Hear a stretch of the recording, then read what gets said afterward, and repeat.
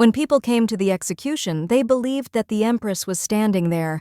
The woman who was deposed because of treason, this is Evelina de Aradel. The rumors didn't bother me. She really is a witch, judging by the color of her hair. Such a dark hair color does not exist, so they thought so. Her life was truly miserable.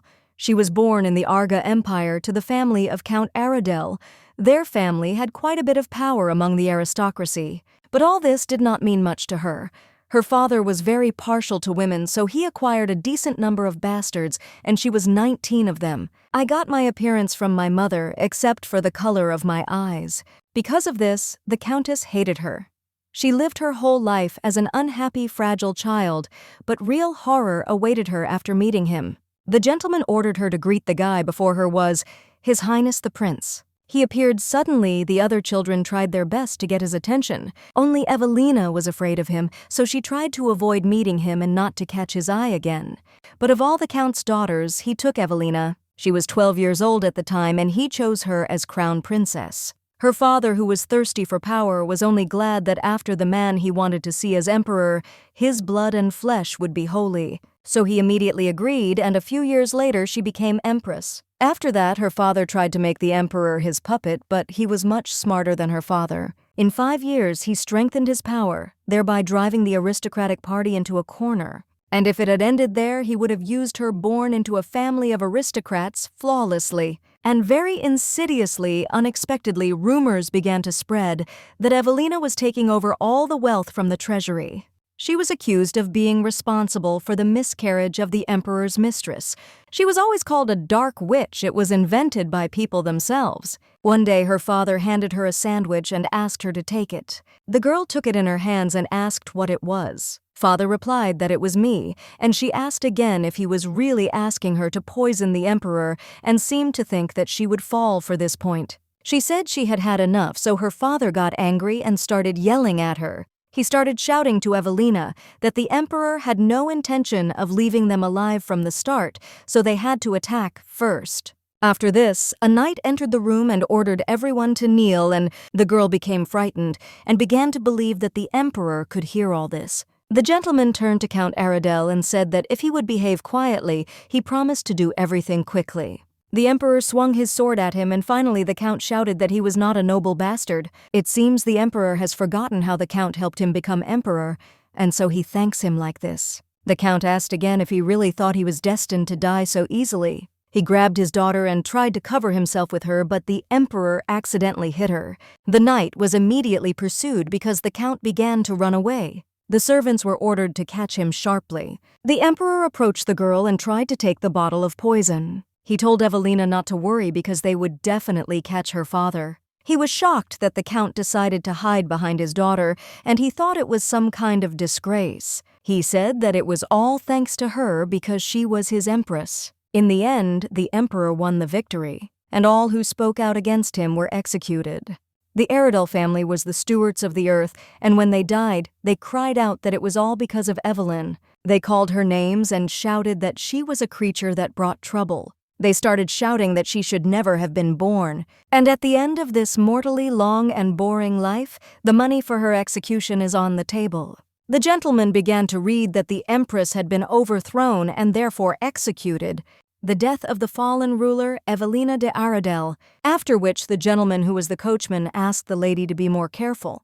It happened at night, so it was quite dark. The gentleman said that she could go out now. He called her by her correct name, but the lady stopped him.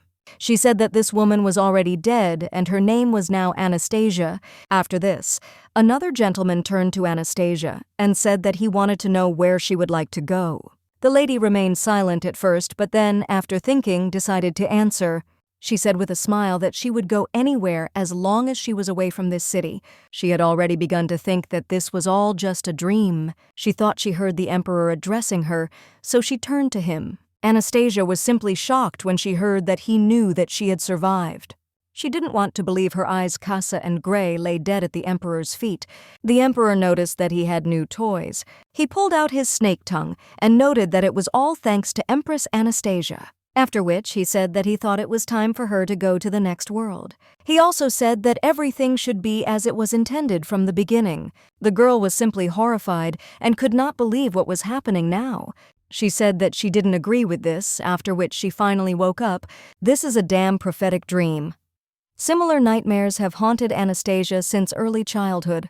Although Anastasia could not see the future she wanted for herself, this skill sometimes helped her out. Thus, she knew in advance that she was destined to become empress and die on the chopping block. However, she was unable to change what was destined. Only after meeting death as a deposed empress was Anastasia able to find freedom, all thanks to the doll that the alchemist created for her.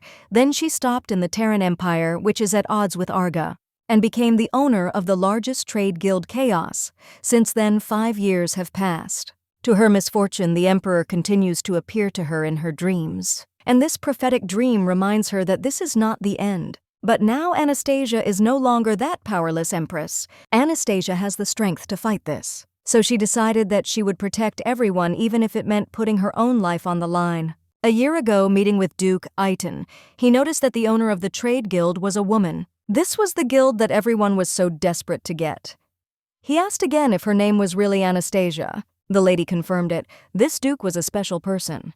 There has never been a duke in his family who was not skilled in the art of the sword.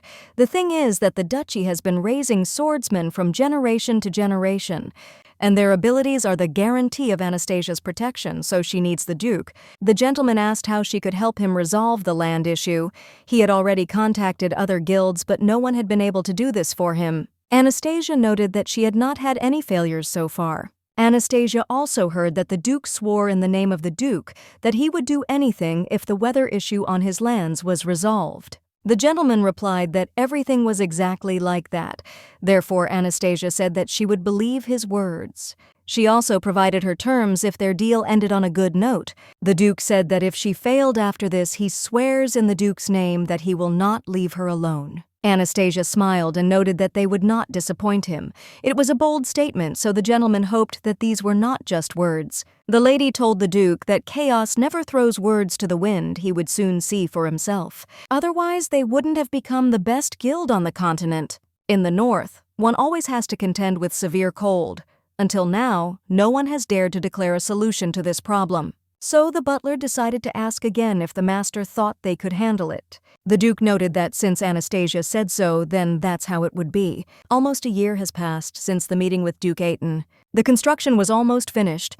Someone knocked on the lady's door and she allowed entry. The servant informed Lady Anastasia that a man from Duke Aiton's estate had arrived, and he conveyed that the promise would be kept. It turns out that now it is Anastasia's turn to receive gifts. She finally caught Duke Aiton. It seems she had another prophetic dream, but Anastasia had no idea where she was. It looked like a battlefield. She heard voices, so she looked around to see who was there. There she saw a young gentleman with dark hair. He started attacking men and blood was flowing before her eyes. This man dealt with all the knights single-handedly. Judging by his look, this is a normal action for him. He looks as if nothing happened. But suddenly the place changed. She saw a light. After which I saw a naked guy in a towel, but only his back was visible. Still, she didn't understand what it meant. This sight made Anastasia feel embarrassed. She didn't understand if this was really a dream and why she was dreaming about it at all. She really wanted to open her eyes to wake up in the real world. Then this guy turned to her. Anastasia was still trying to do something to wake up, but she also realized that this was the same man from the battlefield, and he was now looking straight at Anastasia. After this, Anastasia finally woke up. She sighed and did not understand what kind of dream it was. She wondered if he was prophetic or just her imagination. It may simply be a matter of her unmet needs. However, there is no point in thinking about it because this man continued to appear to her in her dreams. When her fear of the Emperor plunged her into the depths, this mysterious man appeared. When she looked into the eyes of this man who seemed to be afraid of nothing in this world, she felt as if she was behind a stone wall. On days like these, Anastasia could sleep peacefully without thinking about anything. A man with dark eyes and hair, Anastasia would really like to know who he is. In the guild, the Chaos Master turned to Mistress Anastasia. He said that if she kept staring at the documents, nothing would change. She also asked why Aiton died. The gentleman said it was all due to old age. He died just a week before the contract was to be executed. She was a little surprised because she hadn't seen it in her dream. Anastasia was also angry that those damn dreams didn't warn her about his death. And so it always is. Anastasia nevertheless decided to find out how things were with the heir. The man said that he seemed to have gone to seek the emperor's blessing. However, the informant was unable to obtain information about him. It's as if this person doesn't exist. The lady said that this is a line of swordmasters. Anastasia told no one to come near him because it was dangerous, after which she turned to Gray and asked how old the man who would become the next duke was. The man replied that he was 30 years old. The lady also asked how likely it was that he preferred men. Gray replied that the probability was 0. Then Anastasia decided to ask what the probability was that he was not interested in women in general. Gray didn't know this because they didn't find any information about it. It's hard to say anything yet. The lady remained silent at first, but then said that in that case she would go there. North Duchy of Aton, the Tojo party requests an audience with his lordship. They've been getting on his nerves lately. The gentleman also asked about the rats in the estate. The butler replied that everyone had been caught, and so the gentleman asked again if they had found out who was behind it. Unfortunately, it has not been confirmed yet. It looks like they belong to the aristocratic Tuhu party. The capital side of Duke Dean is also suspicious, and yet he insisted to the very end that they were approaching the Duke's bathroom. The guy was surprised but didn't show it, after which the butler asked the gentleman again what they were going to do. The gentleman calmly replied that he knew it himself. Then the butler said that he understood him and bowed to him, after which the gentleman turned to Jack when he had almost left the room. He said that people from the Chaos Trade Guild had arrived here. Jack was surprised and asked again if he had understood his master correctly. The gentleman, meanwhile, simply asked the butler to call them to him. The butler greeted the lady and her servants and was glad to see them. The man apologized for not warning them about his visit. The butler said that everything was fine and that they were already expected. At first the gentleman was surprised, but when they entered he didn't show it. The butler noticed with attention that these three had obviously not been introduced before, and this immediately caught his attention. He could not help but notice that they looked unusual. He said in a reserved tone that the new Duke Kan von Eiten was now standing before them. His words immediately caught the attention of everyone present, as this was an important announcement. The lady was shocked, not believing her eyes. She could not believe that this was really the young man who had appeared in her dreams so many times. It seemed unreal. She remembered him clearly from her dreams, and now he was standing in front of her. It was the same guy, and it seemed he really was the new Duke, as the butler had said. The gentleman greeted his lordship, Duke Eiten. He introduced himself as Gray Reed. This man is the leader of the Chaos Guild. The lady, meanwhile, was in shock.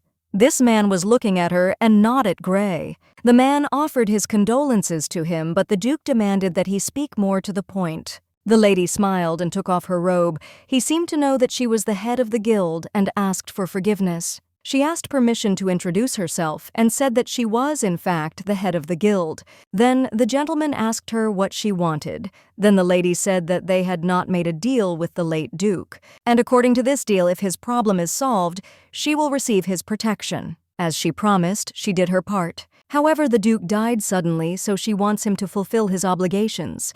The gentleman said that he agreed. The girl was surprised that he agreed so quickly. He noted that she would become his ward to me and his mistress. Anastasia was in complete shock and even opened her mouth at his words. She began to believe that he was going to use her as a shield against Tuhu.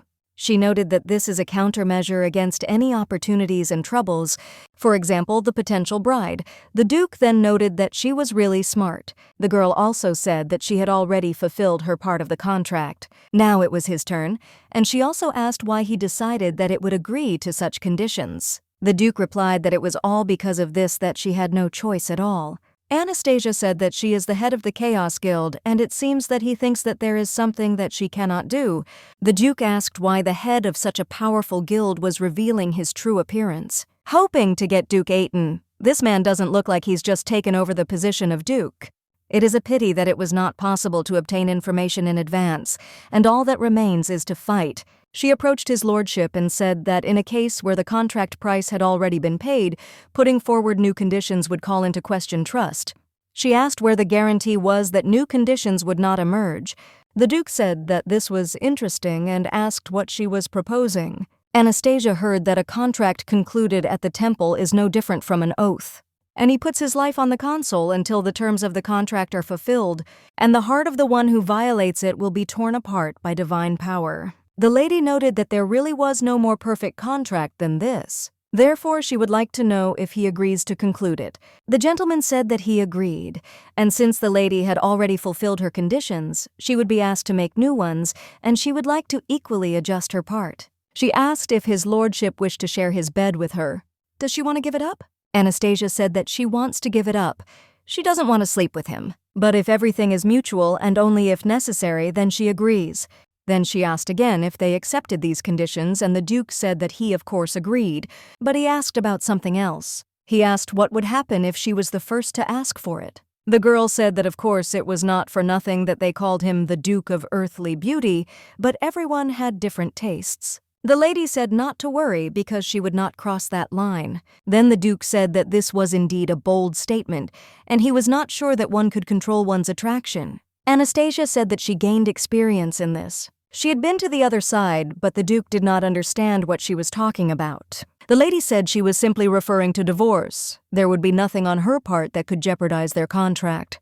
Because she doesn't need any problems at all. Now she needs to sign the contract. It seems like she really wants this contract.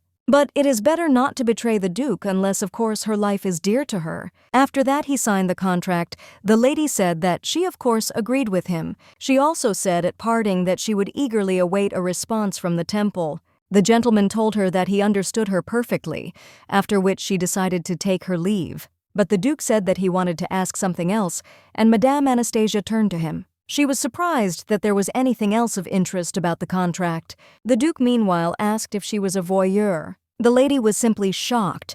The gentleman said that he would consider this as an answer. But she didn't even say anything. He didn't even hear footsteps. Someone approached him so quietly that the air didn't move. Not a rustle, not a shadow on the floor, not the slightest movement to betray their presence. But he knew one thing for sure, it was a woman. The invisible presence, the light, almost elusive aroma, everything pointed to it. And this woman was not just a random person, but the guild leader herself. While they were talking, he tested her, trying to use his energy, but he came across emptiness as if she was not a person in front of him. It certainly wasn't a defensive spell, since even the most powerful barriers left barely visible traces that meant she could somehow suppress magic or hide her own powers. But that seemed impossible. If she really was blocking his abilities, then it would be hard to call her an ordinary person. There simply weren't any people like her. Moreover, if she had such incredible power, she would have no reason to agree to this contract. She was clearly afraid of him. Her hands were shaking, but her eyes were burning with the will to live. She led a guild that could provide him with anything he wanted. So what could such a woman be afraid of? What made her look like she was walking on the edge of an abyss? He turned to Jack, suggesting that the woman was the daughter of a baron who had long since fallen from grace. The servant reported that according to their information, this was indeed the case. At first glance, the information matched, but something about this woman did not give the Duke peace. So he ordered Jack to check everything again, this time to dig deeper to find out what might have remained in the shadows. The butler asked whether the gentleman wanted the investigation to start from scratch from the very beginning. The Duke raised an eyebrow in surprise and replied that he was amazed that Jack dared to answer a question with a question. Realizing his mistake, the butler apologized, bowed his head, and without hesitation turned around to get down to business immediately. When he left, the Duke remembered that woman again. She was a riddle, a secret that he wanted to solve. Her bold, unexpected offer to share his bed came into his head. He remembered her face at that moment. The corners of his lips twitched into a smile. Now he wanted to know even more what was hidden behind this mask. Anastasia was confused when they started accusing her of lying. She tried to prove that she was seeing this man for the first time in her life, but her voice betrayed her. The situation was tense, and the more persistently she denied her involvement, the more it seemed that she was hiding something. The gentleman, observing her reaction, immediately noticed a change in her behavior. She became especially agitated when the conversation turned to voyeurism. He chuckled and concluded that she clearly had something to hide, even if she tried to deny it. But who gave him the right to judge her anyway? This man couldn't even curb the Duke himself, and now he was trying to teach her a lesson. Anastasia was outraged by his behavior, but there was no point in arguing with him. In response, he merely shrugged his shoulders and with an indifferent smile stated that he was just a mercenary, not a swordmaster. Therefore, he was not capable of trying to put the Duke in his place, and he did not want to die because of stupidity. Gray, not hiding his concern, turned to the lady. He quietly noted that the Duke's family was shrouded in secrets that no one dared to speak about out loud. Even the servants in their house preferred not to discuss the affairs of their masters. The only thing that was known for sure was that all the men in their family were outstanding swordsmen. This skill was passed down from generation to generation, making them formidable and dangerous opponents. However, the women who became their wives rarely enjoyed a happy and serene life. The fates of these ladies were not easy, and each of them faced difficulties about which there were dark rumors. Even though the Duke was sweating from his workout, he still looked incredibly attractive. There was something captivating about his appearance, even though the years had not passed him by. But despite his attractiveness, he never showed interest in women. That is why the Duke did not worry about his reputation. He simply did not care what others thought of him. As for the new Duke, his appearance was questionable. However, it would be extremely tactless to say this out loud, but it seems that the lady has already managed to make this mistake. Anastasia turned away and thought, how did it happen that she actually said something like that? She didn't expect to trust them so much, and it scared her a little. However, no matter how hard she tried to hide it, she was still concerned about this relationship. She understood this man's feelings perfectly, even if she could not share them completely. She needs him, and she has no choice. Even if he is a dangerous ally, she cannot do without him. Gray confidently stated that although their guild is inferior to the Duke in strength, they are capable of subjugating his army if they play their cards right. Emperor Arga is their enemy, and fighting him may be hopeless. If they are defeated, not only will their lives be in danger, but the guild's status will also collapse. Then other countries will no longer take them seriously. They cannot afford to destroy an entire empire. It is too risky. The lady speaks of threats, and there is firmness in her voice. They must be careful, because one mistake could cost them everything. She has no right to endanger her people. These people trust her, follow her, and therefore she has a duty to protect them. They should not suffer because of her past, no matter how dark it is. Gray noted that even despite this, one must not let one's guard down. Perhaps the enemy is already close. One must be prepared for anything because betrayal can come from where one least expects it. When the butler invited them, his words were strange. He spoke as if he already knew that they were coming. It couldn't be a coincidence. How could he have known about them in advance? He immediately announced that they were expected. This meant one thing. The Duke had information about her. Perhaps he even suspected who she really was. This was an alarming sign. Now their informants will have to be even more attentive. Any little thing can be important. The enemy is watching, which means they need to watch their every move. However, the lady did not share this anxiety. She did not think it necessary to change anything. If her identity was revealed, so be it. She did not intend to hide any longer. Gray was shocked by her words. He tried to say something, but he understood that her decision was final. She was not afraid of the consequences. The lady calmly stated that the Duke would hardly be too concerned about this. Everything secret becomes clear one day, and she had long been prepared for this. The only thing that really bothered her was how he recognized her. Maybe the events she thought were a dream were real. Maybe it wasn't just a vision? It's possible that she was actually watching real events unfold at that very moment. And if so, things are much more complicated than she thought. Gray looked at Anastasia with slight concern and carefully asked if something was bothering her. He had long been able to read her mood and saw that she was thoughtful. Anastasia quickly replied that everything was fine, but she continued to think, if it was him she dreamed about, then perhaps it was a sign that she was on the right path. In novels, such things are called fate when signs lead to the only correct decision, but in reality, everything is not so simple. The man sitting next to her shook his head in bewilderment, not understanding how the lady could even agree to something like this. Another participant in the conversation thoughtfully noted that perhaps she was lacking something since she went along with it. After all, if a woman decides to become the Duke's mistress, it means she has a good reason for it. Anastasia calmly asked not to jump to conclusions because she simply had no choice in this situation. The men looked at each other, not understanding what she meant, because in their opinion, if a person is a master of the sword, then he can stand up for himself. They thought that if the Duke simply did not suit the lady, it would still be understandable, especially since she has money and her appearance is quite remarkable. Their words made Anastasia feel awkward. These conversations were unpleasant, but she remained unperturbed. However, some were sure that no matter how good the swordmaster was, even 100 fighters would not save in such a situation. Suddenly, Anastasia slammed her hand on the table, cutting off the discussion. She firmly declared that she had had enough of this empty talk. The meeting was over for today because there was simply nothing further to discuss. Obviously, it would not be easy to convince those present, but there was no point in arguing with them now. Standing up, Anastasia headed towards the exit and instructed Gray to finish all the remaining business before leaving the room. Anastasia knew that Gray was having a hard time. He had always been a reliable assistant, but now the situation was simply catastrophic. These people did not understand how to work with them, and Gray had to deal with everything alone, maintaining order. He believed that with time, they would figure it out and understand everything, but maybe they shouldn't have behaved like this, causing even more questions and tension. They needed to calm down and focus on the main thing and not create new problems. The men began to whisper among themselves, worried about what was happening. They were worried about what would happen next and how it would all end. They couldn't just stand by and wait, not knowing where it was all going. Gray, noticing their doubts, asked what exactly they didn't understand about the mistress's actions. He didn't understand why they doubted, because Anastasia always acted in their interests. Hadn't she already proven it more than once? However, there were those among them who were not entirely sure.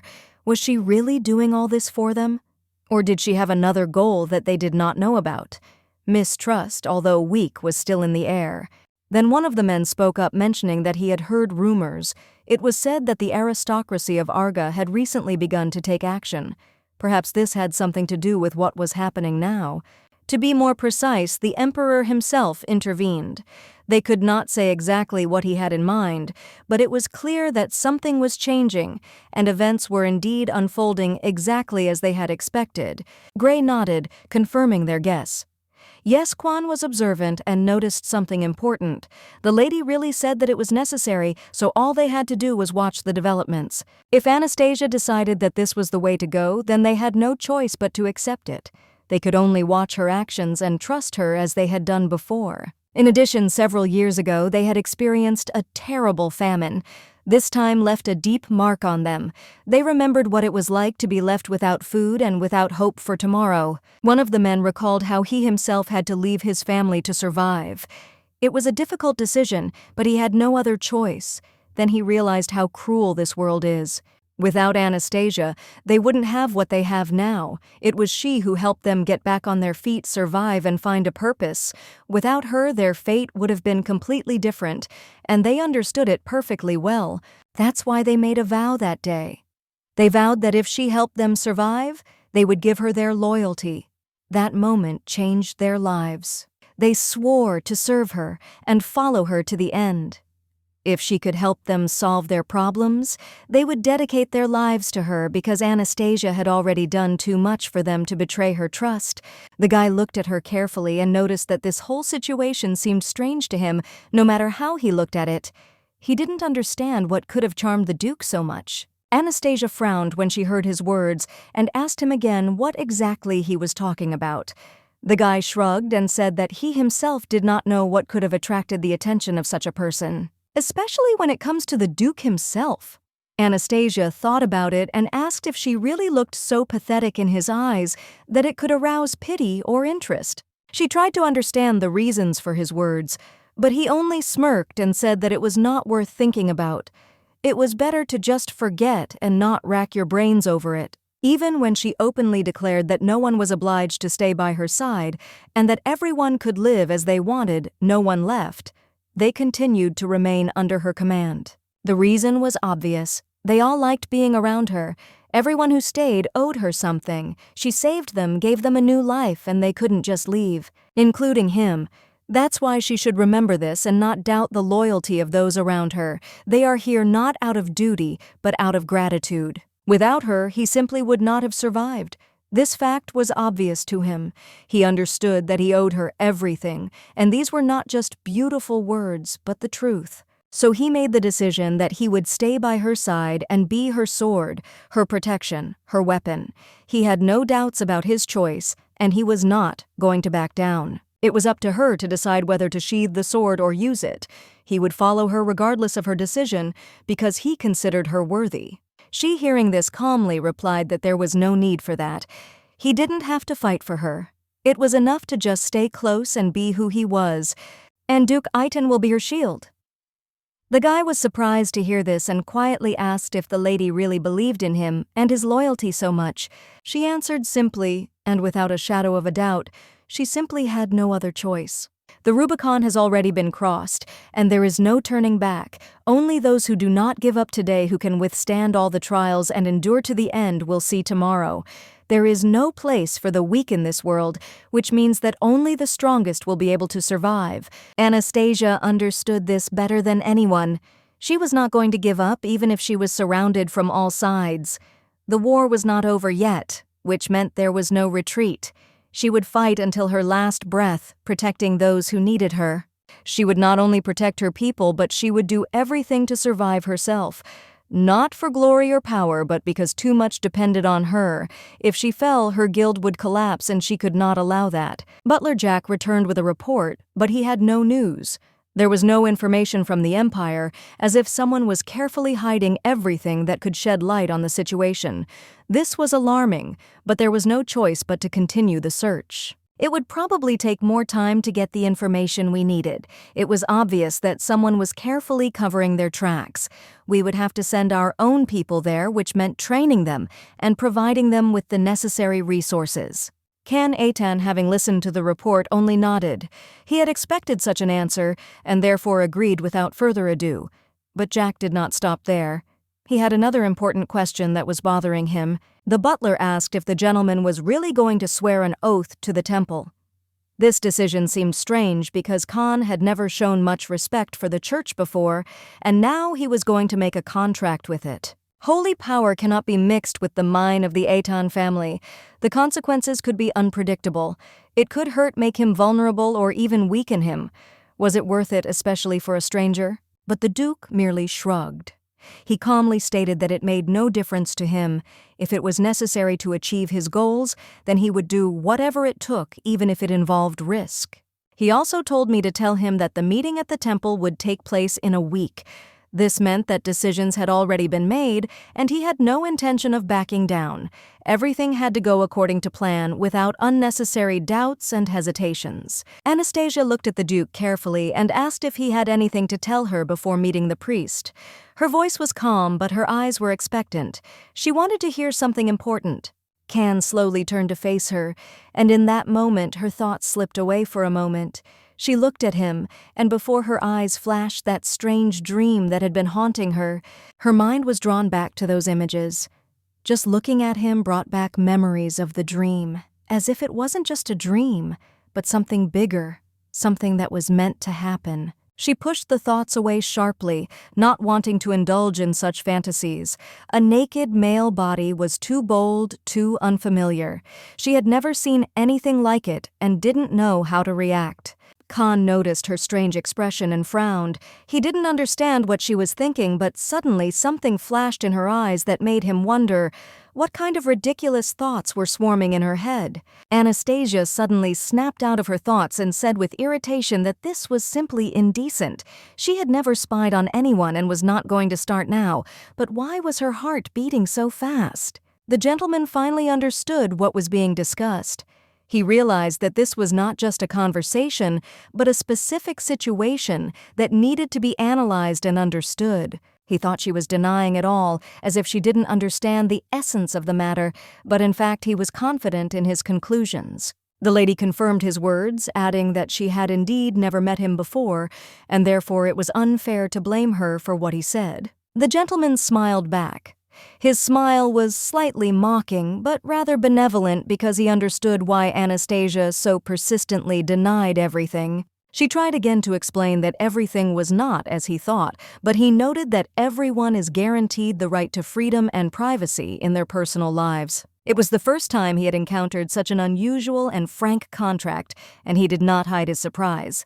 He wanted to say that this was exactly what was being discussed, but she, hearing his remarks, opened her mouth in surprise, not expecting such a turn of events. She didn't know what to answer because the terms of the contract were so vague that they could lead to misunderstandings, so she decided to be as clear as possible. She clarified that everyone has the right to a free personal life and privacy. Everything was said clearly without unnecessary words. To be honest, she didn't know much about personal relationships and her memories of marriage weren't the best, but that didn't mean she hated men. If her views had been limited, the guild would not have reached the position it did.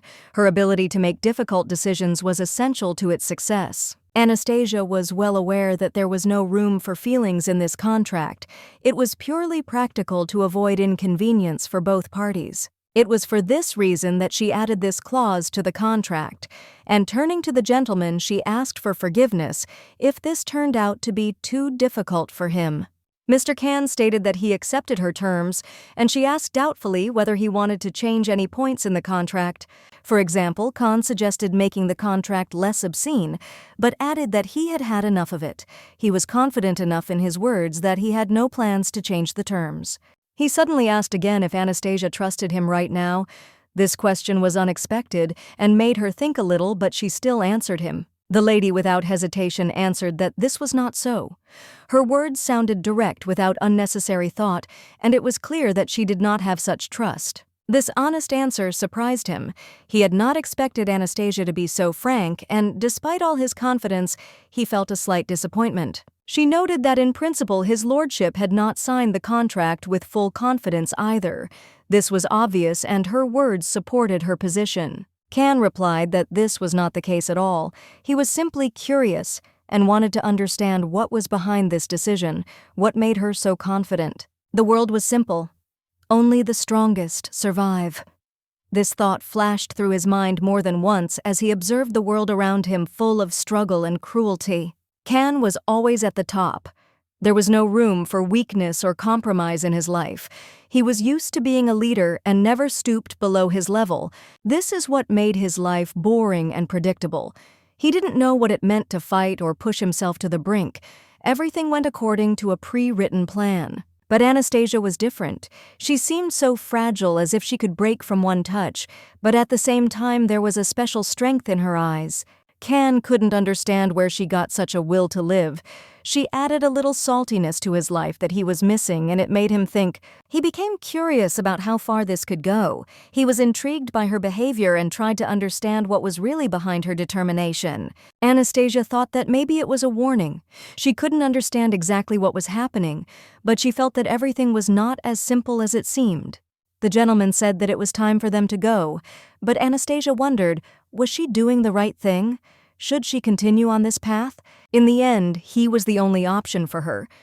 Despite all the doubts, she knew that she had no other choice, and this was her decision. She had no intention of regretting. Even if her actions might be wrong, she would not look back because her choice was conscious. After several rituals, the man announced that the oath had been taken. This meant that everything was finished and there was no turning back. Everything had changed. Duke Can Aiton was grateful for the help given to him. He knew that with this money his business would improve and he would be able to repay the debt. The Duke promised that all funds would be used for the needs of the temple, and his belief in the nobility of this act was firm. This was an important step for him. After these words, Anastasia decided it was time to move on. She knew they couldn't stay too long. There were important things to do ahead. But the Duke, without letting go of her hand, decided to stop her. He said that he had to congratulate her. After all, she had now become a part of his life. The Duke's woman. His words were serious, and he warned her that if she broke his promise, her heart would be broken. It was not just a threat, but a warning. Anastasia, without embarrassment, replied that the Duke had better take care of his health so as not to find himself on the brink of death. She did not want to hear such words. Gray, who was standing nearby, cautiously suggested that since the lady had decided to stay in the Duke's house, perhaps they should think about moving the guild headquarters. However, Anastasia was categorical. She immediately replied that she did not agree to this. The guild must remain in the capital since it had recently been founded in Tyrant. She added that the guild needed to monitor the activities of the Arga aristocracy. It was their direct responsibility, and Gray should obey her decision without unnecessary arguments. He had to understand that she had made a decision to stay here and be his lover. She didn't expect him to resist or try to change her. He asked her not to overload herself with tasks. He reminded her that if she felt tired, she could always delegate some of the work to him. When she tries to do everything herself, it hurts him to see how exhausted she is. He doesn't know how to help, but he still worries about her. Gradually, he began to feel like he played no role in her life. He didn't know what she needed, and he felt like he was becoming superfluous. She wanted to tell him about it, but decided to do it differently. She took his hand and confidently said that she needed him despite everything. In her dreams, she had already seen the future, but it was foggy and disturbing. She felt that difficulties were waiting for her, although she did not want them. She turned to the edge with despair in her voice. He had become her father's replacement, and she could no longer imagine her life without him. But he also has his own life and his own affairs. She could not influence his choices, so she suggested that he return when he finished his business. Gray said he and Cass would go first. He was prepared for that, even though he knew it wouldn't be an easy ride, and it was just the beginning. The history of the Duke's women always ended badly, and Iton's mother was no exception. He did not want to repeat the fate of his predecessors. If he developed feelings stronger than just interest, he knew that she too could face a terrible future just like everyone else. She should have understood that it was her choice and should not regret the consequences if things did not go as she expected. After all, she herself approached him, she herself sought meetings, and now she was forced to bear the consequences of her decisions. The choice was always hers, and therefore the responsibility for everything that would happen also lay on her shoulders. She hoped that he would always be there supporting her because she could not imagine her life without him even in the most difficult moments. He said he needed some time to think. It was a big decision, and he needed to figure out what was going to happen next. She also guessed that he might have developed feelings for the Duke. She didn't know how to react to this, but she suspected that there was something. However, the guy was outraged by her assumption. He was sure that even despite the Duke's beauty, he was not interested in men. Suddenly, their path was interrupted. Anastasia could not understand why they stopped and felt that something was wrong. She felt anxious. She looked out of the carriage to see what had happened. Her gaze immediately fell on the situation that had caused the delay. She thought that perhaps someone had simply gotten in their way, preventing them from continuing on their way. However, the situation seemed more tense. Anastasia screamed and asked Casa for help when she noticed the man swinging at their coachman. It was dangerous and she couldn't stand aside. Casa quickly intervened to protect the coachman, and the man asked in surprise who this man was who dared to interfere with his actions. The man obviously didn't expect anyone to dare confront him. Apparently, he didn't know what to do with an equal. He was amazed. How could a knight threaten a defenseless child with a sword? To him it seemed absurd, even boring.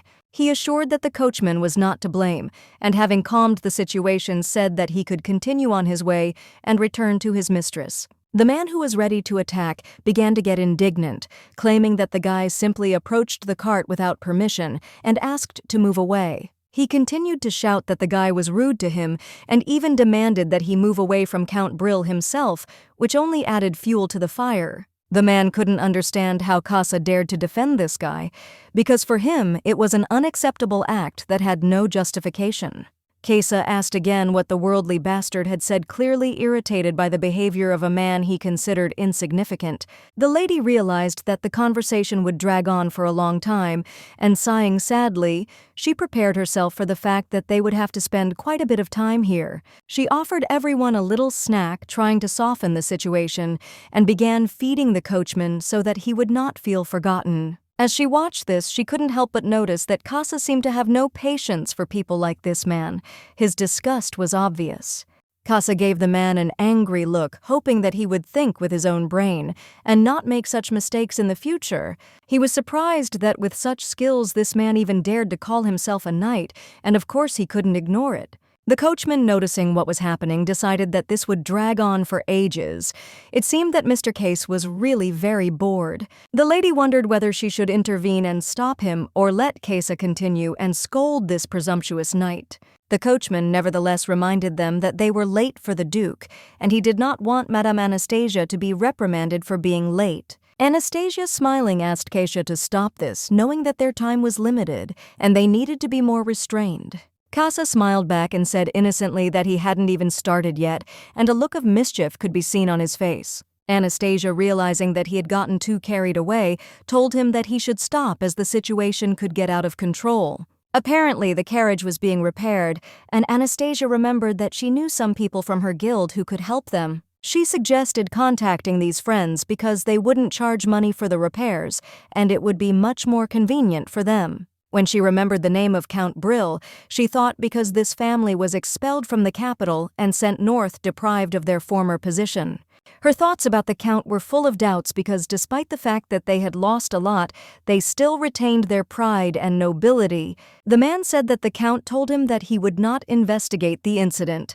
He promised not to interfere in what was happening, but he could not ignore the situation. The man admitted that he can't just ignore people's bad manners, especially when it puts safety at risk. He offered his own solution. He suggested that they agree on one solution that might satisfy everyone, suggesting, as a possible solution, the common use of the wheel from their cart. Anastasia, not understanding the essence of the proposal, only smiled quietly. She did not see the meaning in his words and remained calm, not showing any emotions. She noted that the wheel they were about to fix didn't look broken anyway, even though the man insisted it needed attention, but her words fell on deaf ears. The man took her refusal as a negative answer, but still asked again whether she would continue to discuss this proposal. He was waiting for her final decision. Anastasia did not argue and replied that they would simply break the wheel if it got in the way. The solution was simple and quick without unnecessary talk. She added that there was no need to worry as her team was very experienced and they would handle the task without any problems. Experience and confidence were her keys to success. She assured the man that no one in the carriage would be harmed even if the wheel did require intervention. Everything would be done carefully and safely. Anastasia turned to Casa to get started without wasting time. She remained focused on solving the problem even if it caused dissatisfaction among others. The man slowed down, trying to figure out what exactly was going on. Casa quietly noted that if he hit the wheel again, it might crack or break, making the situation worse. Anastasia insisted that Casa continue ignoring the misgivings. At this moment, the Count came out of the carriage accompanied by loud cries attracting the attention of those around him. Anastasia, seeing the Count, felt relieved, thinking that now everything would be decided. She believed that his daughter was next to him, and this was an important point. Anastasia's gaze fell on the girl's outfit, and she immediately realized that this meeting was not accidental. They were going to meet Duke Iton, and this was an important event. Anastasia greeted the Count and his daughter, introducing herself as a representative of Duke Iton's family. This was the moment when everything could change, and she was ready to act. The Count was outraged that someone was throwing a hammer at a carriage with people inside. Anastasia just smiled quietly in response, not caring about his outrage. She explained that she was trying to act quickly because they had asked for the wheel back. A quick solution was important to avoid further delays and problems. They hadn't expected her to show up, and Anastasia quickly apologized. She was rushing to meet the Duke and added that they could get there even without one wheel. The Duke asked her for what purpose she was going to him. The lady answered with a smile, hiding all her thoughts and fears. Anastasia explained that she had been invited and noted that this was precisely the reason they were also going to the Duke. It was simple. Count Brill's daughter was stunned. She couldn't believe that this girl had received an invitation from the Duke himself. It seemed incredible. Isabella remembered that the Duke also had dark hair. Perhaps she was related to him? Doubts did not leave her. Anastasia looked like a simple village girl, as if she was from the family of some baron. This did not inspire confidence. But Isabella still felt anxious because of her intuition, and at some point Anastasia, apparently noticing her tension, asked again where they were heading. The man replied that their path lay to the Duchy of Aton, which seemed quite logical. Anastasia noticed that their route coincided and suggested that they move into their carriage. It was convenient and reasonable. Then the wheels wouldn't have to be divided, but the man didn't seem ready to accept such help, saying it was too much. In response, Isabella, holding back her gratitude, said that it was too generous of her. They could not refuse.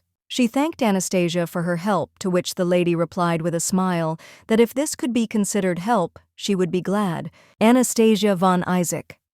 It was a name Isabella had never heard of among the high-profile aristocracy. There was something mysterious about it. Anastasia received an unexpected invitation from the Duke himself, which was a big surprise for her since it was rare for anyone to attract his attention. Casa couldn't help but ask why the lady had decided to contact the Duke, and it seemed let them down in this matter. He was looking for an explanation for her actions. She told him that all this was necessary to fulfill the terms of the contract she had signed. The answer was cryptic, but sounded convincing. Isabella did not stand aside and asked what kind of relationship Anastasia had with this man. She could not help but ask this question, and although their relationship was obviously not a work one, Isabella still could not understand how to perceive their relationship, not as a subordinate and an employer, but as something else. Anastasia smiled and explained that Casa was her loyal friend and companion. This answer immediately dotted all the I's and crossed the T's, and Isabella understood her. She noticed that recently older women often like younger men, but admitted that this was the first time she had seen such a couple with her own eyes. Casa was a little irritated to hear these words. He couldn't help but remark that she was too talkative, and perhaps she should just shut up and get into the carriage. The Count could not help but notice that Casa, being a subordinate of Madame Anastasia, behaved too familiarly with her, which in his opinion was not entirely appropriate. Anastasia, feeling the tension, apologized to the Count, explaining that she couldn't do anything about it. It was just the way their relationship had developed. The Count was astonished to hear that this young man was a top-class mercenary. It was more than he could have imagined. There were only 3 such mercenaries in the world, and they were extremely difficult to hire, even if you offered fabulous money. This only increased interest. The Count looked at Casu carefully and noticed that he had scarlet eyes and hair, which immediately caught his attention. This was extremely unusual. He began to suspect that this was the Scarlet Fox that had been rumored. This discovery really surprised him. The Count explained that he had not introduced himself properly, so they had not recognized him at first. It was awkward, but he hoped that they would forgive him for this misunderstanding. The Count asked Casa to forgive their night just this once, explaining that it was an accidental conflict. He did not want it to overshadow their relationship. Anastasia, without wasting any time, turned to Isabella and gently said that it was time for them to go. After all, the Duke, as she knew, had been waiting for them for a long time. They had to be on time. Isabella was outraged. This impudent girl was talking to her like that. She would have gladly answered her, but she was not in the mood now because of the ball. At that moment, Grey, Anastasia's servant, came up and announced that they had arrived at the place. Everything was ready, and their meeting with the Duke was not long in coming. Isabella, assessing the Duke's mansion, quietly remarked that for a man living on the border, it was quite a nice house. It was impressive and beautiful. The Count, trying to figure out where the Duke himself was, continued to look around, and at that moment their gaze fell on a very tall man. When Isabella saw this man, she was shocked. She could not believe that Duke Aitan himself was standing in front of her. It was impossible. The rumors about the Duke were indeed true. The title, the money, the power, even his face, all of this personified greatness. He turned out to be much more impressive than she thought. Isabella confidently decided that this Duke would be hers. She had no doubts about her charm, and now she had to do everything to conquer him. Approaching the Duke, Isabella introduced herself and greeted him with a smile, confident that he would notice her. Her manner was refined and confident. However, the Duke, not paying any attention to her, passed by, immediately expressing joy that Anastasia had finally arrived. He was glad to see her. Anastasia calmly and confidently replied that she could not ignore his invitation. She always values relationships that can be useful for both. Isabella was shocked to see the Duke simply ignoring her. Her surprise increased when she realized that Anastasia had no rights to him. Isabella stood there in amazement, not believing her eyes. Not only was this woman touching her duke so unceremoniously, but she was not hiding it at all. Anastasia couldn't understand what kind of relationship she had with the duke. He asked her again what she was doing because at this rate, Brill's daughter might start to get suspicious. Anastasia decided that now was the best time to use the situation to her advantage.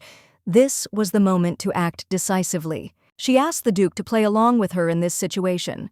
He understood her intentions perfectly and, as if in response, kissed her, realizing that this was part of their plan. Casa was also a little surprised by what was happening, but his reaction was not as pronounced. The Count and Isabella, however, were completely horrified by what they saw. Can told Anastasia that he had done everything as she had asked, but it all seemed a little unnatural and even strange to everyone around him. However, Anastasia noticed that he didn't really need to do what he did.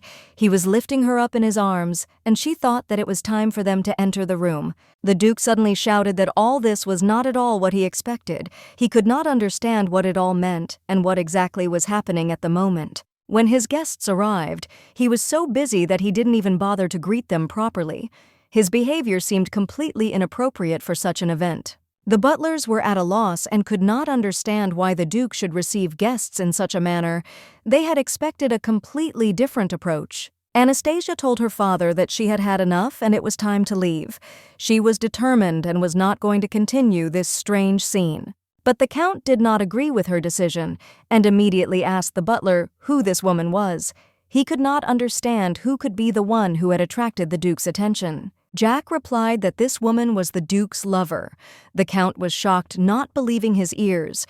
He had never met a woman with such hair color, and the situation itself was strange. He tried to convince them that such a relationship was impossible, but Jack the butler said that in the Duke's family only one heir was born from generation to generation. So Jack wished them luck, and the Count was simply shocked. He could not believe that everything was happening this way. Isabella, holding the Count's hand, explained that this was the Duke's territory, and they must respect his rights of ownership.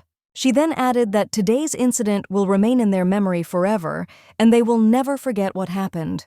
Casa looked at them with a smile, realizing that his mistress Anastasia was perfectly aware of the whole situation and its consequences. Once inside, Anastasia turned to the Duke and said that he could now let her go since their conversation had come to an end. Her confusion was obvious. She did not understand why he had remained silent all this time and did not interfere in what was happening. Although she signed the contract, she felt ashamed of her behavior, which did not meet her expectations. The relationship between them is essentially taboo. The gentleman asked if she was going to hide behind the terms of the contract. Then he asked if she had achieved her goal. Anastasia did not quite understand what he was talking about and felt embarrassed. The Duke noted that the video of her son and the intruders might have suggested that something was wrong, and he thought they had angered her. Anastasia realized that she had been exposed, and she realized this the moment the Duke spoke. So he said she could continue to act the way she saw fit if it would help her achieve what she wanted. All this happened because the Duke really believed that this situation was not so bad and was ready to put up with it. Anastasia looked at the Duke and with a slight smile asked if he meant to say that he sometimes agreed to play along with her if the situation required it. She had not expected such an outcome, but still decided to clarify his position. Can Aitan calmly confirmed her assumption, making it clear that he really didn't mind. However, if she was going to play this game, she would need to be much more confident in her actions. He watched her reaction carefully and noticed that the lady was not without courage. However, Anastasia did not immediately understand why he suddenly decided to make such a remark. Then the Duke explained his idea. If she wanted to practice to make their union more convincing, he was willing to play along. There was no hint of mockery in his voice, only cold determination. He spoke so confidently that Anastasia was momentarily speechless. Her eyes widened in surprise. Was he really ready to go so far for this performance? The Duke noticed her confusion and explained that, in his opinion, the main problem was the speed of her reaction. It was because of this that their couple could look unnatural. However, Anastasia shook her head and said that this was not the case at all. She suggested another way to solve the problem, to hold a ball for the Toho nobility to dot all the I's and cross all the T's. The Duke frowned slightly, not immediately understanding what she was getting at. Then Anastasia cited Count Brill as an example, who despite the lack of an invitation held himself extremely confidently. Not only had the Count shown up unannounced, but he had acted as if he had every right to do so. This could only mean one thing. He didn't have much respect for the Duke. The Count's behavior only proved that he did not take Khanetan seriously. It was obvious that he considered himself equal and perhaps even superior to the new Duke. If a newly elevated Duke fails to prove himself in high society, his influence will eventually begin to wane and his position will weaken. Eventually, the Toho nobles might simply forget about his existence, meaning that everyone would have the opportunity to advance their own interests at his expense. Some, like Count Brill, will try to arrange advantageous marriages by marrying their daughters to him, hoping to strengthen their family's position, and others will even begin to look at his lands, believing that the young Duke will not be able to maintain control over the north. If he organizes a lavish banquet and introduces Anastasia as his beloved, then he can once and for all set priorities and make the Toho nobility respect the Duke. After this meeting, Anastasia was sure that Isabella, the daughter of Count Brill, would not give up so easily. She was clearly not one to give in without a fight, especially when it came to her ambitions. Duke Can Iten thought about it and wondered why Anastasia had suddenly come to such a conclusion. He saw no reason why the Count's daughter would persist. Anastasia realized with surprise that the Duke really didn't understand this. It seemed obvious to her that Isabella wouldn't stop at the first failure, but for him, it was news. Without going into details, the Duke simply asked her to simply organize a banquet to her taste. He clearly did not intend to waste time on such questions and gave her complete freedom. She was surprised by his reaction. However, without explaining himself, he simply said calmly that she could go as if everything had been decided and no further discussion was required. His indifference upset her. He didn't even listen to what she was saying, and that was unpleasant. He didn't seem to care about her opinion at all, and that made her think. But when she was already leaving, he suddenly turned to her. His voice was calm but firm. If she wanted to accept something, she did not need to ask his permission. These words surprised her. It turned out that he trusted her more than she thought. Although they barely knew each other, he allowed her to act independently. And yet she found it hard to believe that such trust had already been established between them. They hadn't even really talked, let alone gotten to know each other. So doubts did not leave her. Could she trust him as much as he seemed to trust her? Or was it just a formality that concealed something else? While Anastasia was thinking about this, Jack's butler could discuss with her all the issues concerning the upcoming banquet. He was the one who knew how to best organize everything according to etiquette. However, Anastasia stood her ground. The Duke needed to appear before the nobles in person. She believed that this was an important step and was not going to back down. Jack looked at the Duke and said that it was time to meet them. There was no point in delaying the moment any longer, even if the previous Duke preferred to stay away and not interfere in the affairs of the nobles. The decisions that the nobles made were far from straightforward. However, the banquet provided an excellent opportunity to make a statement, show their intentions, and demonstrate their strength to others. Anastasia told Khanetan almost the same thing. She is not only smart, but also able to see the situation deeper than it seems at first glance. However, the butler still hoped that the master would not trust her too much. The Duke simply replied calmly that he thought she deserved it. If you were going to thank someone for their courage, why not do it with dignity? Even flowers as a token of appreciation would be quite appropriate. The butler was shocked. From the very beginning, the gentleman acted as if he trusted this woman with complete confidence, and this greatly surprised him. That is why he made a contract in the temple. However, the Duke himself admitted that he did not even intend to do this at first. Everything happened unexpectedly. But here's the strange thing. Suddenly he became interested in how it would all end. The butler wondered, what if in the end she simply won't help them? This option is quite possible. However, the Duke simply said calmly that so be it.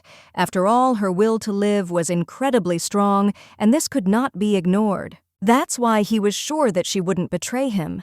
And if suddenly something didn't work out, there would be nothing terrible about that either. The Lord was tired of all this. He was the strongest man in the world, a master of the sword, and everyone around him was afraid of just one name, Duke Can Iton. Men in power often fear not enemies or intrigue but themselves. Those who are bound to the ducal family by love are doomed. A curse awaits them. The woman, shaking with fear, screamed at him not to come closer. A knife gleamed in her hands. Her eyes darted around looking for an exit, but the room was closed. Her voice broke as she screamed out words of despair. If he really loved her, he had to stop, not do this, otherwise it would all be in vain. He didn't believe her words, asked again if she understood what she was saying. Even if he let her go, she would stay with him, even after death. He grabbed her arms, shaking them, breaking into a scream. Her delirious words made no sense. This was madness, and she had simply lost her mind, gone crazy. A small boy watched the scene unfolding in the room. He stood silently in the shadows, clenching his fists, unable to intervene. The man screamed that her family was too pure to understand. She gave him her heart, but rejected his love as if he was unworthy. He didn't understand why she didn't accept his feelings. The girl rejected him, calling him a monster. For her, he was a monster, not a human. A monster trying to be like people. His love is a lie. He is incapable of real feelings. She called herself a saint and him an empty shell. His mother hated the ducal family, as did Khan. She suffered, died in agony. This memory was etched in his mind forever. The father was so obsessed with his mother that he could not bear to lose her and followed her. Without her, life lost its meaning for him. The boy who watched this concluded that love is something terrible. This feeling destroys, leaving only pain and suffering. Grandfather told him to remember this lesson, never forget what path awaits him and his descendants. The fate is already predetermined. There is no escape from it. The darkness surrounds their family and no one will be able to get rid of it, neither he nor his children. If Anastasia helps, the consequences will not only affect her, he himself will be in danger. It is inevitable. The gentleman made another remark. Hyde had already returned. This news alarmed everyone nearby. The butler froze in shock, and in the meantime, Hyde had already made his way inside. He was fast and was now standing at the window behind him. The Duke asked with a squint if there was any progress. The guy, smiling confidently, answered that of course there was. The butler, puzzled, asked why the door was needed at all, but the guy changed the subject. Anastasia has a true name. Her real name was Elvira de Aradel. The words struck like thunder, turning everything that was known about her upside down. Once upon a time she wore a crown and ruled the great empire of Arga, decided destinies, and made important decisions. Now the past remains only in memories, and she herself was forced to hide. The Arga Empire has fallen, its glory gone, and with it all who once served the throne. If this woman is indeed the one, then this is not just a runaway, but a legendary dark-haired witch. The butler asked again in a reserved tone, wanting to make sure the information was correct. If it was true, then they were looking at not just an intrigue, but a real political threat. Hyde replied with a grin that this information had been hard to come by. He could not reveal the source, but he was sure of its veracity because too many things matched up. The butler frowned and cautiously noted that this woman could be a spy. Her appearance next to the Duke could not be considered accidental, especially considering her past. But the Duke simply brushed off these suspicions, considering them nonsense. For him it looked like more speculation, not worth his attention. Hyde nodded reservedly, noting that he himself did not believe in such guesses. However, his tone betrayed doubt because he knew how dangerous such coincidences could be. The butler irritably told him to shut up and not interfere with the conversation. Now was not the time for useless arguments, especially when it came to the Duke's safety. The Duke, unlike them, was lost in his thoughts. If this woman really was Anastasia, the former empress, then her appearance could cause a storm.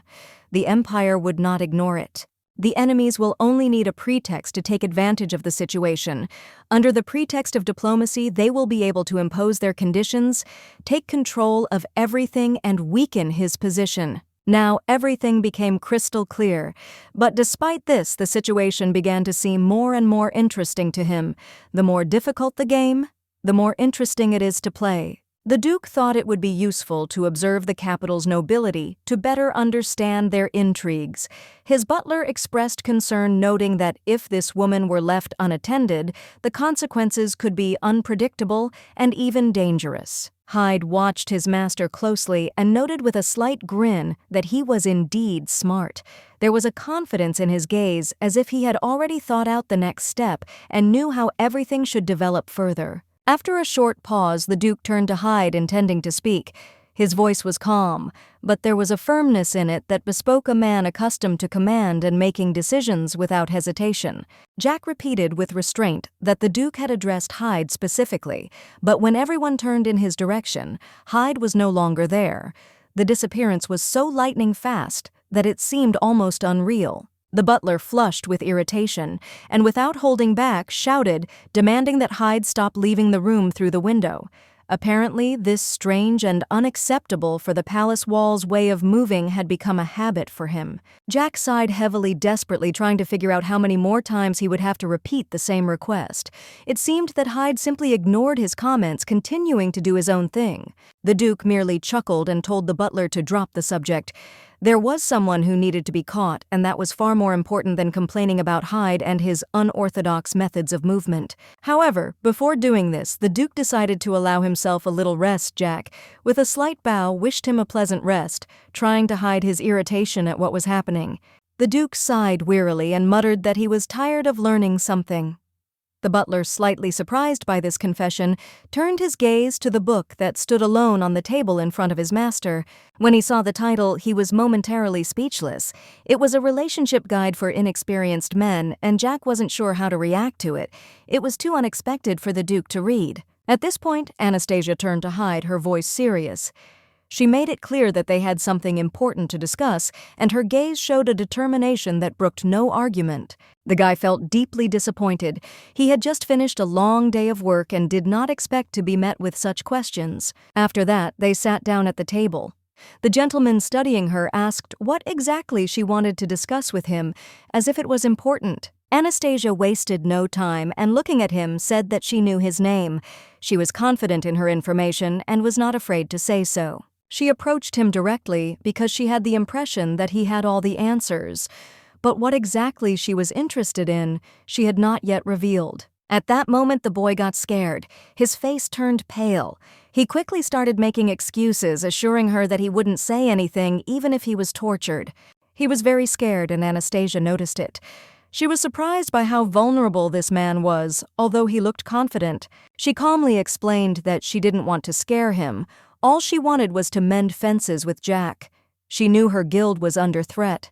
There were more and more displeased looks around her, and her main fear was not what would happen to her, but that she would let the Duke down. When the guy realized what she really wanted to talk about, he relaxed. He thanked her for the coffee, thinking that it could be a pleasant moment. He said that the butler was a man of character, and the lady was surprised why he thought so, because you can always find an approach to anyone. The gentleman thanked her for the tea and added that it was time to go. He had no intention of staying despite the conversation not yet finished. The lady turned to him, noticing that he seemed to be planning to leave work early. Her words were soft but full of hints. Hyde replied that she had no right to dispose of his time. He himself decided when and how much to work. It was his personal business. The lady smiled and curiously reminded him that the Duke had said she could do whatever she wanted.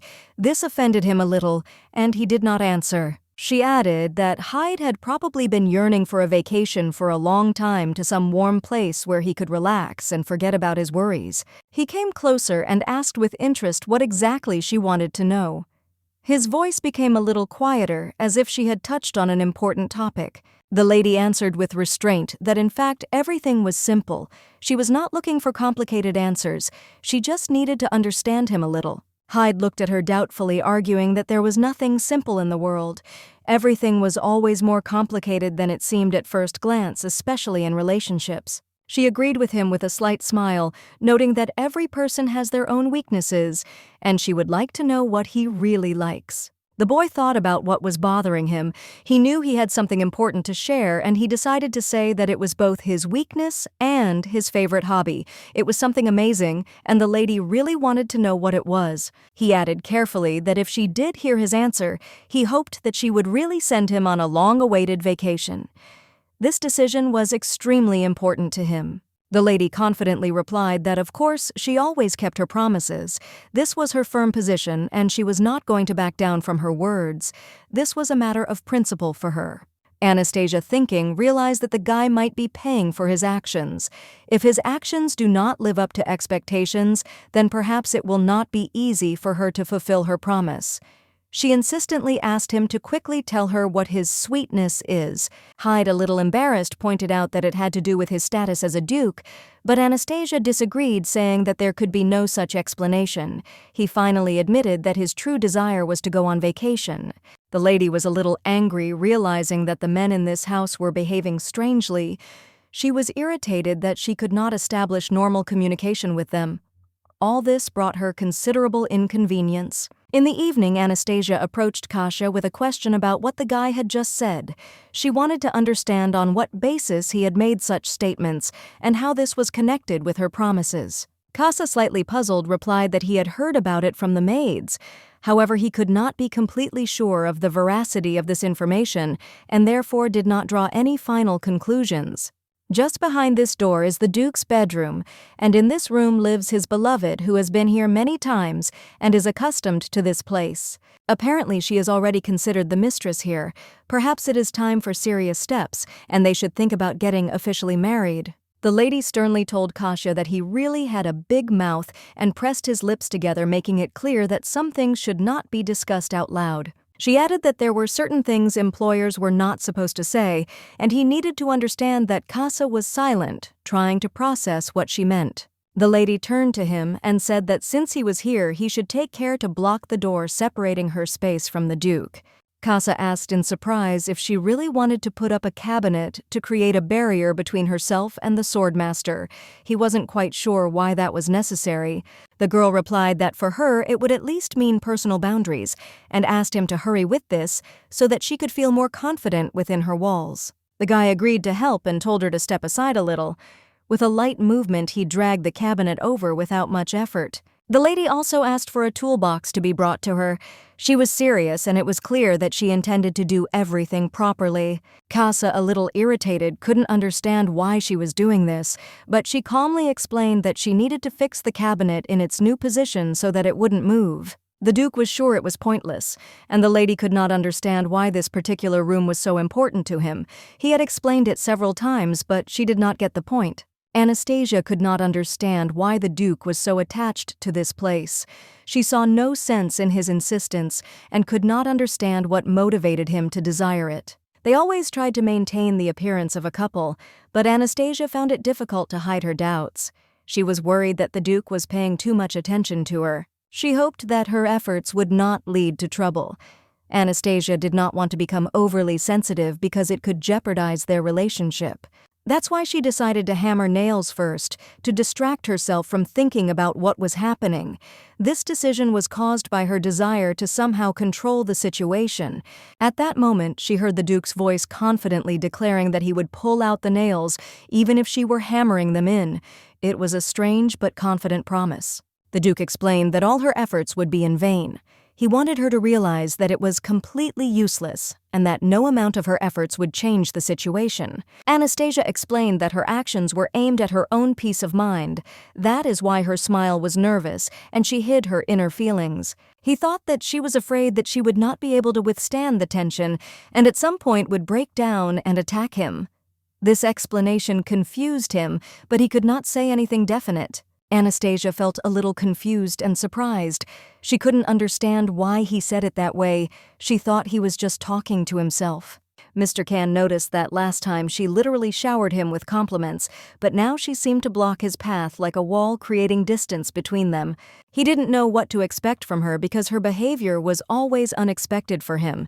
At some point, he thought that he was just bothering her, creating unnecessary problems. Anastasia, feeling his gaze, explained that she simply felt uncomfortable. It had nothing to do with him, but rather with how she felt. He asked her with interest why she felt so uncomfortable, to which she explained that he was giving her the same powers as he had given himself, and this put her in an awkward position. Thoughts were running through her head that in a house where debts already exceeded reasonable limits, she would not want to deal with this even alone, especially with a man nearby. Atan took the situation too seriously, giving her not only authority but also responsibility, which she felt put too much emphasis on her actions. He agreed with her observation, but added that it shouldn't worry her since she has the right to decide what to do in the current situation without relying on someone else's opinion.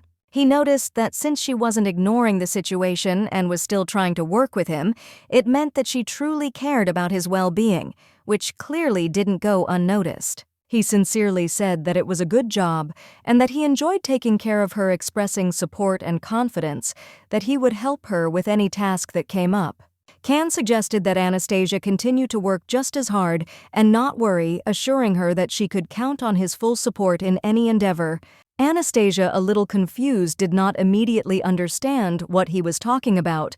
She could not understand exactly what he meant and what he was actually offering her. The thought flashed through her mind that perhaps he was going to seduce her, believing that if he was handsome and charming, he could allow himself any behavior, even such a daring one. Anastasia blushed with embarrassment when she realized where his conversation could lead. She did not expect such frankness. Meanwhile, Casa arrived with important news. In the evening, Casa sat in a tree thinking. He thought about what had happened during the day and tried to understand what was really going on in the relationship between Anastasia and Khan. Casa always thought that the Duke was genuinely interested in Anastasia. He watched them interact, and his doubts gradually disappeared. He believed that her feelings were beginning to change too. Duke Iton was becoming more and more enchanted by Anastasia. He noticed how she paid attention to his words, although she had not yet confessed her feelings. It was difficult to hide. Anastasia, however, did not dare to confess her feelings. She kept her emotions to herself, perhaps out of fear or doubt, but inside she felt a growing attraction. Women who married men from the ducal family often faced difficulties. No noble titles could save them from pressure, intrigue, and the harsh realities of life. Casa was becoming increasingly worried about Anastasia. He was beginning to doubt whether she should take the risk of entering into this relationship. He wasn't sure that everything would be as she imagined. Suddenly, Casa noticed something strange. Jumping down from the tree, he felt the need to warn someone that now was not the time for reflection. The mood was tense and things were getting dangerous. He suggested hurrying up and finishing everything as quickly as possible. Time was of the essence, and he knew he had to act before the situation got out of hand. He was prepared for any eventuality. Casa asked, displeased, what was going on with the one who was making him wait. His anxiety was growing and his patience was running out. He knew he had to be prepared for any answer. He added that the person who had violated his patience probably did not understand the consequences. Casa was direct, and his threat was not an empty word. He was ready to act decisively. And then, to his surprise, a guy rolled out of the bushes. Casa raised his eyebrows, slightly surprised but not confused. He was ready to figure out what was happening now. The boy admitted it was him, and it was obvious he was uncomfortable. His confusion and fear were obvious. Casa appreciated his condition, but he needed more information. Casa got to know him and said that if he hadn't been around for a little while, all that would have been left of the guy would have been his horns and legs. He joked, calling him a mousetail, and smiled. The boy, apparently a little taken aback, replied that he would be more careful next time. He realized that the gentleman was to some extent dependent on him. The boy confirmed his words and handed over the bottle, adding that their guild could repay for the help. This was their offer to Casa. Casa was a little surprised. He began to examine the bottle carefully, trying to understand what was special about it and why this offer was made to him. The boy quickly said that he was leaving and urged Casa to make a decision quickly. Time was running out, and there was no time to waste. Casa, without rushing to make a choice, nevertheless asked if he was really so scary that this guy would be so persistent. This worried him. The boy, noticing that someone might hear, warned Casa to speak more quietly since the Duke was nearby. This was an important remark. Casa wasn't particularly impressed. He continued to say confidently that nothing would change. The guy, meanwhile, claimed that a real monster lived here. Casa was surprised to hear the boy speak about the Duke. It was not what he expected to hear, and there was a note of displeasure in his voice. The boy, feeling the tension, jumped up sharply and whispered a warning to him to speak more quietly. Wherever the Duke was, his eyes and ears were always there. Casa took the boy off himself, setting him aside. He already knew what he needed to tell him and was ready to receive from him all the information that was in his heart. The guy was nervous and frankly said that he couldn't do it because if he told everything, the monster would probably kill him for it. Fear was visible in his eyes. Casa, without losing his composure, calmly replied that if he did not tell him everything, then he himself would deal with him and force him to reveal all the secrets. The boy, realizing the threat, began to tell that the Duke was mentally unstable and prone to paranoia. Casa had known this for a long time, and he was not interested in hearing a repetition. The boy decided that the most important news for him was precisely its disclosure, but Casa just shrugged. He already knew about it and decided that the boy should leave. He decided to take a walk to calm down a bit and clear his thoughts. At such moments, walks always helped him to collect himself. Suddenly, he felt the presence of a man and immediately turned to see who it was. He found out that the Duke himself was nearby. The Duke had a strange aura about him that made him a little wary. The Duke, noticing him, turned to the boy, commenting on the night views. Casa was a little embarrassed, not knowing what to answer. He said that in principle, yes, it really is a nice view for a night walk. Casa couldn't help but notice that the Duke had also decided to go out to get some fresh air. It was a rather strange but no less interesting moment. The Duke said nothing in response. He simply looked at the boy silently, leaving behind a kind of tense silence that did not leave his face. Casa couldn't figure out what exactly was emitting such an aura from the Duke and felt that his presence was a little disconcerting. He decided to leave. Turning around, he headed towards the exit and moved a little to the side. Approaching the wall, he leaned against it, trying to relax a little after the strange meeting. He exhaled heavily, feeling his breath struggle in his chest. The Duke's proximity made him not only anxious, but also slightly panicked. It was hard to understand why it was so hard to breathe next to him. And so the swordmaster, who seemed to always be one step ahead, found himself powerless against what was happening. Anastasia, as always, did not lose her grip. Her lips uttered words that surprised everyone. When the Duke was around, Anastasia felt protected. Everything seemed fine, and that was right, because safety came first, and there was someone nearby who could guarantee it. The Duke really cared about her, and she felt it. Sometimes it was hard to understand his feelings, but one way or another his care showed itself, and Anastasia understood that she really liked something about him. That night when Anastasia fell asleep, her face was slightly tense, as if something was bothering her. It was that strange dream that she couldn't forget no matter how hard she tried. She hoped that at least today she would have a peaceful sleep, but unfortunately reality always turned out to be different. Instead, she found herself in the very center of disturbing images and restless thoughts. Anastasia couldn't understand where she was. There were people standing around her, and in front of her was a huge hall like a banquet hall. Everything seemed unreal, like in some strange, dark dream. And then among the strange sounds, she heard echoes of something wrong. The noise grew louder, and she felt anxiety growing. Something was wrong, and she couldn't figure out what it was. It was too strange to be true. Anastasia didn't want to believe what was happening.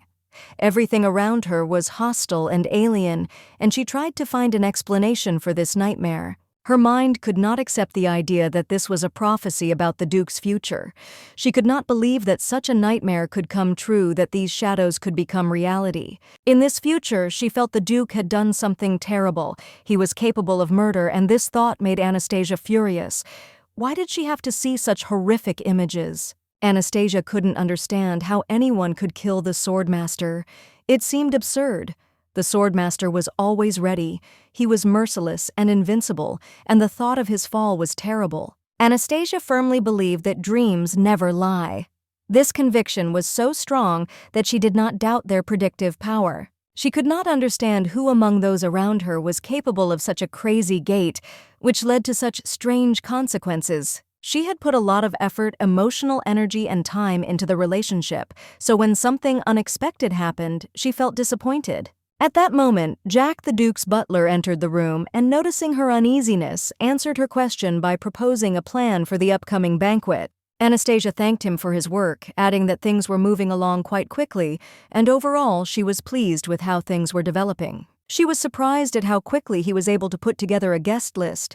He seemed reluctant to help her from the start.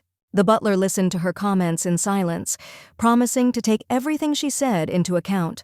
He explained that the Duke never held banquets, that was the whole reason. Now, thanks to this conversation, she understood why Jack looked so nervous and agitated. A butler's ball is not just an ordinary event.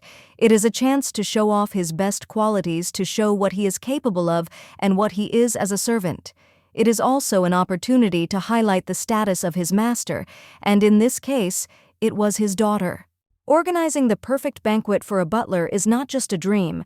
It is a task that requires skill and attention to every, even the most insignificant element. For the lady organizing such an event, it was a chance to find the right leverage on her servant. Anastasia turned to Jack, assuring him that this banquet would be of great importance to everyone. It was important not only in terms of social status, but also for the reputation of the Duke himself. She emphasized that this banquet was the debut of the new Duke Aten, and all the nobles of Tojo would be watching him closely. They would rate his behavior and manner of doing business on a scale of 1 to 10. At this moment, the Duke's fate was being decided. Either he would be accepted and bowed to, or they would try to absorb him and use him for their own interests. Everything depended on how he conducted this meeting. Anastasia also noted that this first banquet was a great opportunity to meet all the important representatives of Toho. She wanted to observe how they reacted to his presence and behavior. It was important that none of the Toho nobles dared to stand in the Duke's way. Anastasia knew that the success of the event could play a key role in establishing his position in noble society. The lady thought that this was a great opportunity for Jack. He could show everyone his skills, his abilities as a butler, and make his master look the most worthy in the eyes of everyone. Anastasia said that Jack could demonstrate his skills and organizational abilities. This was the moment when he could glorify himself and demonstrate that he was worthy of his high position. Jack felt a little embarrassed by this admission. He always knew that he was capable of doing his job at a high level, but still this situation made him feel a little awkward. You need to plan everything carefully, taking into account the budget, but don't worry about money. It won't be a problem, everything should be taken into account. The lady reminded that one should not forget about her guild, as it can help in the organization, ensuring everything is at the highest level. The Chaos Guild always makes dreams come true, and relying on it, you can arrange a real celebration. The possibilities of this organization are limitless. Jack felt annoyed. The witch was directly using his wishes and money for her own purposes. This made him a little angry, and he was not sure of her intentions. However, for some reason, this event will be significant for him. There will finally be something important and unusual in his life, although he still doubted it. Despite the fact that she had done him a favor, Jack could not believe in her sincerity and continued to be wary, not believing in her good intentions. But for the Duke's sake, he was still willing to take steps forward. Casa noticed that Jack had become more agitated, and this interested him. Casa approached the lady and asked what she was talking about with the butler. He noticed that he was reacting to something wrong. The lady replied that nothing special had happened, but Jack, in her opinion, was in a good mood, which surprised her. The lady added that she simply gave him what he had long dreamed of, and this was the reason for the butler's mood. Anastasia planned to give Casa a separate room. She hoped that he would have already gone to the Duke's guard to settle everything. Casa replied that he had gone to the guards but had found no one. The lady was surprised and outraged by his words. She did not like what had happened. She couldn't understand who was protecting him now, and then Casa said that he was capable of taking care of himself if something happened. The lady urgently demanded a meeting with the Duke, believing that their tea party should end. Everything was becoming too serious for simple relaxation. Casa wished her a good journey, but before she left, she asked him to follow her. He had forgotten what rights he had to be there. The boy said he didn't see why he should go if she had a duke, but she insisted that he go and immediately took up his duties. Casa had clearly forgotten who was paying him, and Anastasia reminded him that conscience was important in such a matter. He had to remember who was keeping him safe. She added that if Casa continues to work like this, no one will be able to protect her if something happens, and this is a very serious problem for her. Anastasia chuckled, noting that his work was not of particularly high quality. She also asked where he was going since the Duke's office was right in front of them. Casa replied that he did not understand why she was interfering in his affairs. The lady was a little angry. She clearly did not like his behavior. Anastasia felt awkward being alone with the Duke. That's why her indignation was understandable. She wasn't used to such situations. Approaching the door, she knocked, and immediately there was an answer. The Duke invited her in without further ado, as if he already knew that she had come. In the office, he sat on the table, looked at her, and immediately asked what request she had come with. His voice sounded calm, but with a slight hint of interest. Anastasia started talking about the knightly battalion, and then he asked her again in surprise, not understanding what she was talking about. This caused her some confusion. For some reason, the man began to demonstrate everything he could. Anastasia did not quite understand what he wanted to show with this, but it was clearly not part of her plans. She couldn't help but notice how his chest was attracting attention, but she quickly returned to the matter at hand, although it distracted her a little from the important conversation. The Duke confidently said that he had never had knights, which surprised Anastasia. She, with slight bewilderment, asked who was protecting him then. He tried to convince her that there was no need for this, that he did not need protection. However, Anastasia insistently noted that for the upcoming banquet, it was necessary to arrange people correctly. Even if security wasn't needed during normal times, it was necessary for his debut. The area needed to be secured, but he couldn't understand why these people were at the banquet. The lady explained that no one knew how the Toho nobles would act, so it was wise to show strength and intimidate them so that they would not dare to interfere. Better safe than sorry, Anastasia believed, and she believed that such caution was justified. However, the gentleman thought about it, and the lady waited for his answer, realizing that this decision could greatly influence the further development of the situation. Anastasia understood that his thoughts were a typical gesture for someone who is under stress and trying to find the best way out of a difficult situation. But she couldn't understand why the Duke looked so depraved. This look didn't quite fit with his usual demeanor. Thoughts were spinning in her head that right now she could throw everything off her shoulders and do something inappropriate with the Duke. But she quickly pushed the thought away, deciding that she had gone crazy. She was sure that what was happening could not be vulgar unless this man was sent by the devil of debauchery himself, which seemed unlikely. Anastasia tried to calm down, realizing that she needed to focus on the matter at hand. She needed to somehow hide her confused feelings and return to the matter at hand and not to these abnormal thoughts. He approached her, noticing that she had a fever, and assumed that she was ill. His concern was obvious, and he touched her skin, feeling its warmth. The lady threw his hand away, deciding that it was not related to the illness. She insisted that everything was fine, but she clearly could not hide her inner uneasiness. To change the subject, she asked how things were with security, hoping that talking about safety would distract him and get them back on track. The Duke, having listened to Anastasia's persistent requests, agreed to place several people in the banquet hall as she had requested, although he doubted the expediency of this. Anastasia said that if everything continued as it was now, she could not stay here. She was too hurt and decided to run away, saving herself from all these experiences. The Duke was a little surprised by her decision, especially when he remembered the moment when she threw his hand away with such an expression on her face. He found it difficult to understand her action. The Duke smiled softly as he recalled the moment. He couldn't help but admit that the situation was complicated, but perhaps that was what was raising the interest in this unusual union. It all looked tempting. The Duke thought that perhaps there was a chance to change everything, if only he could approach the situation correctly and find the right words. When Anastasia left the room, a strange feeling arose in her soul. Everything seemed confusing and unclear to her, as if something did not add up in her thoughts and actions. She couldn't understand what was happening to her. These feelings were not usual, and Anastasia didn't know how to deal with them since their cause was difficult to understand. Soon, the day of the ball arrived, and Anastasia, despite her outward calm, secretly tried to find out as much information as possible about the events that could shock her. But despite her efforts, she never managed to obtain any important information about the alleged murder she was trying to investigate. Everything remained in the shadows. The wait became painful because there was only one thing left to do: wait.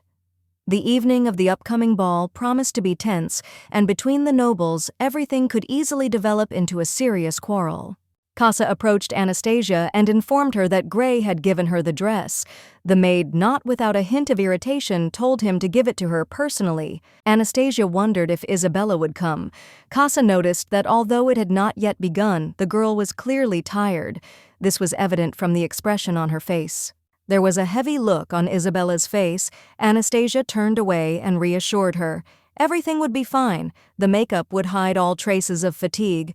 Casa, noticing that makeup wouldn't cover everything, knew she would now have to seriously start powdering her nose to improve her overall appearance. Anastasia had ordered that Casa should not leave. He was to be with her and the Duke today, as they both seemed to be intent on loafing around. Casa didn't understand why he should be there when the Duke was there. Anastasia calmly replied that his presence next to her was his direct responsibility. Casa sighed. Tiredness was taking its toll. He admitted that he was thirsty and asked for some water. The maid who stood nearby excitedly promised to bring water, feeling awkward about how she was attracting Casa's attention. The maid was embarrassed because Casa was indeed very handsome, and despite her confusion, she hastened to fulfill the request. Both the Duke and Casa were not lacking in natural beauty. Casa said with a smile that the lady could now speak, transferring the attention to her. Anastasia had been very worried lately. Khan Eitan noticed her tension and decided to find out the reason he expected her to tell the truth. The lady paused for a moment before admitting that she had information about a possible murder, a statement that left everyone puzzled. Khan Eitan was shocked and could not believe his ears. He asked again if someone was really dead because the situation seemed too incredible. He thought that the emperor might think she was dead, but Anastasia replied that this was not really the case. There was no real threat to her, but it was a serious matter. Anastasia reported that someone would try to kill the Duke at the gala event today. It was a threat that could destroy everything they had built. The boy was in complete shock. He couldn't believe that the situation was so dangerous and continued to think that the excitement was excessive. However, he was still wary. Anastasia was determined. The killer had to die today without waiting for further events. She felt that otherwise her life would not be safe. However, she also wanted her loyal servant to be by her side. Without him, it would be difficult for her to cope with such a situation, and she could not take any risks. The guy replied that he didn't know how things were with the Duke, but if she was so worried about the situation, he was ready to accompany her to ensure her safety. Anastasia shouldn't worry, she should just play her role. She understands perfectly well that worries only get in the way, but wrinkles are already appearing if she doesn't stop. All the nobility from northern Toho gathered for the event. In anticipation of the celebration, all the guests were in the mood for the evening, especially because his lordship was supposed to appear in the banquet hall. The Duke, noticing Anastasia's absence, asked where she was. Jack, as always, answered reservedly that the lady had conveyed that she would come a little later after his arrival. The butler added that Anastasia had prepared for the evening with special attention. It was her debut, and she was trying to make an impression, so even the butlers were a little worried. Anastasia provided them with support through the Chaos Guild, showing everyone that she would not allow anyone to stand in the way of her dear Duke. She certainly would not allow any interference. The Duke smiled as he watched her actions. He was sure that Anastasia would cope with the role of hostess, but he couldn't help but notice this. Because of her position as a mistress, Anastasia knew that she would be ignored by many nobles, because her status in society did not allow her to count on respect. Despite this, she looked forward to the moment when all these people who looked down on her would be rejected and forgotten.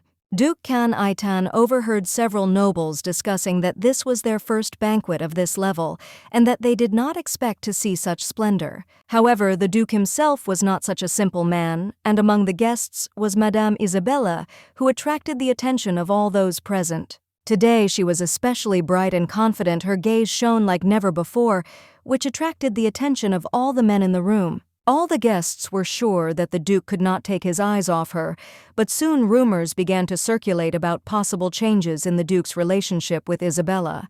The rumors they whispered behind her back didn't bother Isabella too much. She simply chuckled and said that it was all nonsense and not worth worrying about. Therefore, many had already begun to think that there was something more between the Duke and Isabella, which put them in an awkward position in front of everyone. There were rumors that the Duke never went out, never met other ladies, and everyone thought that his chosen one was Madame Isabella. Despite these rumors, Isabella always remembered his face, his beauty and refinement, and for her, this was the most important thing. His noble birth, his reputation as a swordmaster, his house full of unique and rare items. All of this was created to remain unique. Isabella was sure that her efforts would not be in vain, that she was to get his heart, and meanwhile the butler announced that the Duke had arrived. Everyone felt this powerful aura that filled the entire hall. It was something inexplicable, but it was immediately clear to everyone that before them was a man whose fencing skills had reached unattainable heights. He was the only one in the world who was called a true master of the sword. His fighting skills were unmatched, and this inspired awe in even the most experienced warriors. When the crowd saw the Duke himself, many were simply speechless. He was not only a great warrior, but also striking in appearance reminiscent of the hero of ancient legends. Tall, with noble features, a cold but attractive gaze, he was truly magnificent. Isabella could not take her eyes off him. Her heart sank with delight. She instantly decided that this man had to be hers. Such a rare and worthy specimen could not be missed, and she was determined to win his attention. But her resolve wavered when her gaze caught sight of a woman with long black hair in the crowd. What was she doing here? And then the Duke extended his hand to this mysterious lady. A dead silence reigned in the hall. Everyone froze, realizing that this was not just a random person in front of them. And when she was introduced, Isabella experienced a real shock. This woman was still next to the Duke, although in her opinion, she should have disappeared from his life long ago. The other girls were also displeased. They immediately began to question Isabella if she knew who this black-haired stranger was and what her connection was with the Duke. The answer came by itself. Anastasia kissed the Duke without further ado. At that moment, everything became crystal clear. There was a much deeper relationship between them. And then the Duke himself, without hesitation, leaned down and kissed Anastasia right on the lips. A shocked silence hung in the hall. No one expected such a turn of events. The men looked at each other in complete bewilderment, completely unable to comprehend what had just happened. Their gazes darted from Anastasia to the Duke, but none of them dared to say anything out loud. Anastasia felt slightly embarrassed and, looking at the Duke quietly, reminded him that she had asked him to avoid such actions in public. There was obvious reproach in her voice, but at the same time she tried to remain calm. The atmosphere in the room grew tense, as if the air had become heavier, so Anastasia quickly grabbed his hand and, not giving him a chance to object decisively, led him to the side away from prying eyes. She made a quick comment about them needing some fresh air and led him out. Behind them in the hall, the guests began to whisper, discussing her action, and many were now sure that there was something more between them than just a business relationship. Casa remained inside, listening attentively to everything that was said by those gathered. He had already become accustomed to the fact that Anastasia and the Duke often staged such scenes, entertaining the public. But this time the conversation went further. The Count clearly intended to introduce his daughter to the Duke. This gossip had not surprised anyone for a long time. Many had heard about Count Brill's plans, but it seemed that his efforts had been in vain. Everything was not going as he had expected, and the witnesses of today's scene were only strengthened in their suspicions. Isabella was furious. She couldn't believe that some woman would dare lay claim to her Duke. The thought of her plans being ruined made her seethe with anger, and she wasn't going to let it go. As they left the room, Anastasia stopped and turned sharply to him, her eyes sparkling with tension. She demanded what exactly he had just done and why he had done it in front of everyone. The Duke merely chuckled and calmly remarked that he should probably ask her the same question. There was no remorse in his voice, only a slight hint of mockery. After all, she was the one who broke the terms of their agreement in the first place. Her actions attracted too much attention, and now everything has become much more complicated than before. Anastasia was sure that the Duke was now talking about the prohibition of touching someone without mutual consent. It was quite logical, but she did not expect the conversation to go in this direction. Of course, she knew it was her fault for not warning him in advance. She just didn't think it would go this far. Her silence was not taken the way she wanted it to be. The Duke looked at her clearly, not understanding what she was talking about. His gaze showed genuine bewilderment, as if her words were completely illogical to him. He calmly explained that the only difference was that he kissed her on the lips instead of the cheek. In his opinion, it was not something significant enough for her to react so strongly. Apparently, he really didn't realize how important this moment was for her. Besides, Anastasia didn't really resist, and this clearly gave him reason to think that she didn't mind. She asked him directly what he was hinting at. The Duke answered without hesitation. She did not object to his touching, so it suited her. Her heart trembled at these words. Is this really that feeling when you can't stop? When emotions overwhelm you and you can't control yourself anymore? The Duke admitted that this was the first time he had experienced something like this. His voice was firm, but his eyes showed an internal struggle. It seemed that he really loved her. Anastasia was confused. She thought he was just confused about his own feelings, but there was a slight uncertainty in his voice, and that was what made her tell him to stop lying. However, the Duke said he was going to be even more specific. If there had been any doubts before now, he wanted to make everything clear once and for all. He confessed directly. He loved her. Anastasia felt the heat rise to her cheeks. These words made her feel uneasy, and she didn't know what to say. She had absolutely no idea what was going on in his head. How could he talk so calmly about such things when she herself had not yet realized her feelings? Moreover, she could not understand when exactly he had fallen in love with her. If this was true, then why had he agreed to sign the contract in the temple? The Duke calmly replied that he had done so only because he was following her wishes. He personally had no need to enter into this agreement, but he agreed without hesitation. Feelings are not constant. They can become weaker or, on the contrary, stronger over time.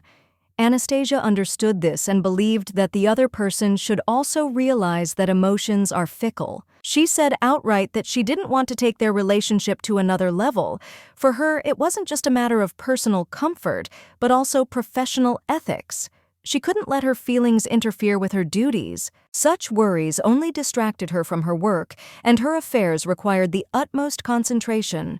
As long as he remained close, she had nothing to worry about, because he had made a promise and would undoubtedly keep his word. The Duke was absolutely calm. He saw no reason for doubt and was confident that he would not allow any problems. Everything had to go as he had planned. She admitted that she couldn't know everything, but she was sure of one thing. Rumors about his origins had been circulating for a long time, and she knew what they meant. Khan Aitan was not going to let go of the one who occupied his thoughts. He was sure that no matter how the circumstances developed, his beloved would not be able to disappear from his life. He was haunted by the desire to be near her. The constant thoughts about her did not leave him for a minute. This feeling that he experienced in her absence was too strong to ignore. He believed that it was love that made him pursue her so persistently. Anastasia thought otherwise, but perhaps that was the reason she decided to give him a chance. If he talks about love like that, then she wants to see it in action. Mere words weren't enough, she needed proof. The Duke was surprised by her words and asked again what exactly she meant. But Anastasia only replied that he could show his feelings as much as he wanted if they were truly sincere. She didn't want to have any illusions. She needed to make sure that his feelings were real, and not just a crush or a passing passion. Anastasia extended her hand to him, on which was a ring of obsidian. She explained that it was a magical artifact that responded to real emotions, changing color depending on feelings for a partner. If the Duke's love was true, the ring would show it. It could not be mistaken, and now everything depended only on himself. The Duke looked at the ring and asked what would happen if it did change color. What consequences would that have for both of them? Anastasia calmly replied that they would make the final decision later when the right moment came. Now was not the time to rush. Everything had to be thought out. If the Duke showed up unannounced, it would cause a lot of complications. His status obliges him to follow the rules, and a sudden intervention could complicate the situation. But the ring he offered her made everything clear. It solidified her position and made it clear to those around her that he wasn't just making these moves. He seemed to have real feelings. She couldn't help but wonder what he meant when he said those words. He said he loved her, but how true was that? Or was that just part of his plan? But she doesn't have time to think about such things. She knows that love is a fleeting feeling, if she allows herself to feel it even once the consequences can be unpredictable. She can't afford it. For her love is something unattainable, almost a luxury. She has too much at stake and unnecessary emotions can lead to danger. Isabella approached Anastasia and asked with a smile how she was doing. They hadn't seen each other for a long time, and apparently the Count's daughter was glad to see her. As soon as Isabella appeared, Anastasia involuntarily sighed. The girl immediately began to speak, admiring how wonderful the ball turned out to be. The Duke seemed to be quite perceptive indeed. Anastasia agreed with a slight smile. Yes, he certainly didn't miss any details. Isabella held out a glass of wine with a smile, offering Anastasia a drink. However, Anastasia did not even reach for the glass, as if she sensed a catch. She did not believe that this gesture was simply a sign of politeness or a friendly treat. Isabella watched her interlocutor closely and suddenly noticed that Anastasia avoided banquets. She was surprised by this and could not resist asking a question. In response, Anastasia calmly explained that she simply had nothing to do there and changed the subject. However, Isabella did not back down. She noted that Anastasia was not particularly beautiful, at least compared to the ladies of high society. She should appear in society more often so that she would not be forgotten, and it could do her some good. Isabella enthusiastically continued to explain that social events are not only about beautiful clothes, but also about pleasant communication. It is extremely important for a true lady to maintain connections, discuss news, and show herself in the best light in front of others. Anastasia listened to these arguments but did not attach much importance to them. She did not care what the noble ladies thought of her.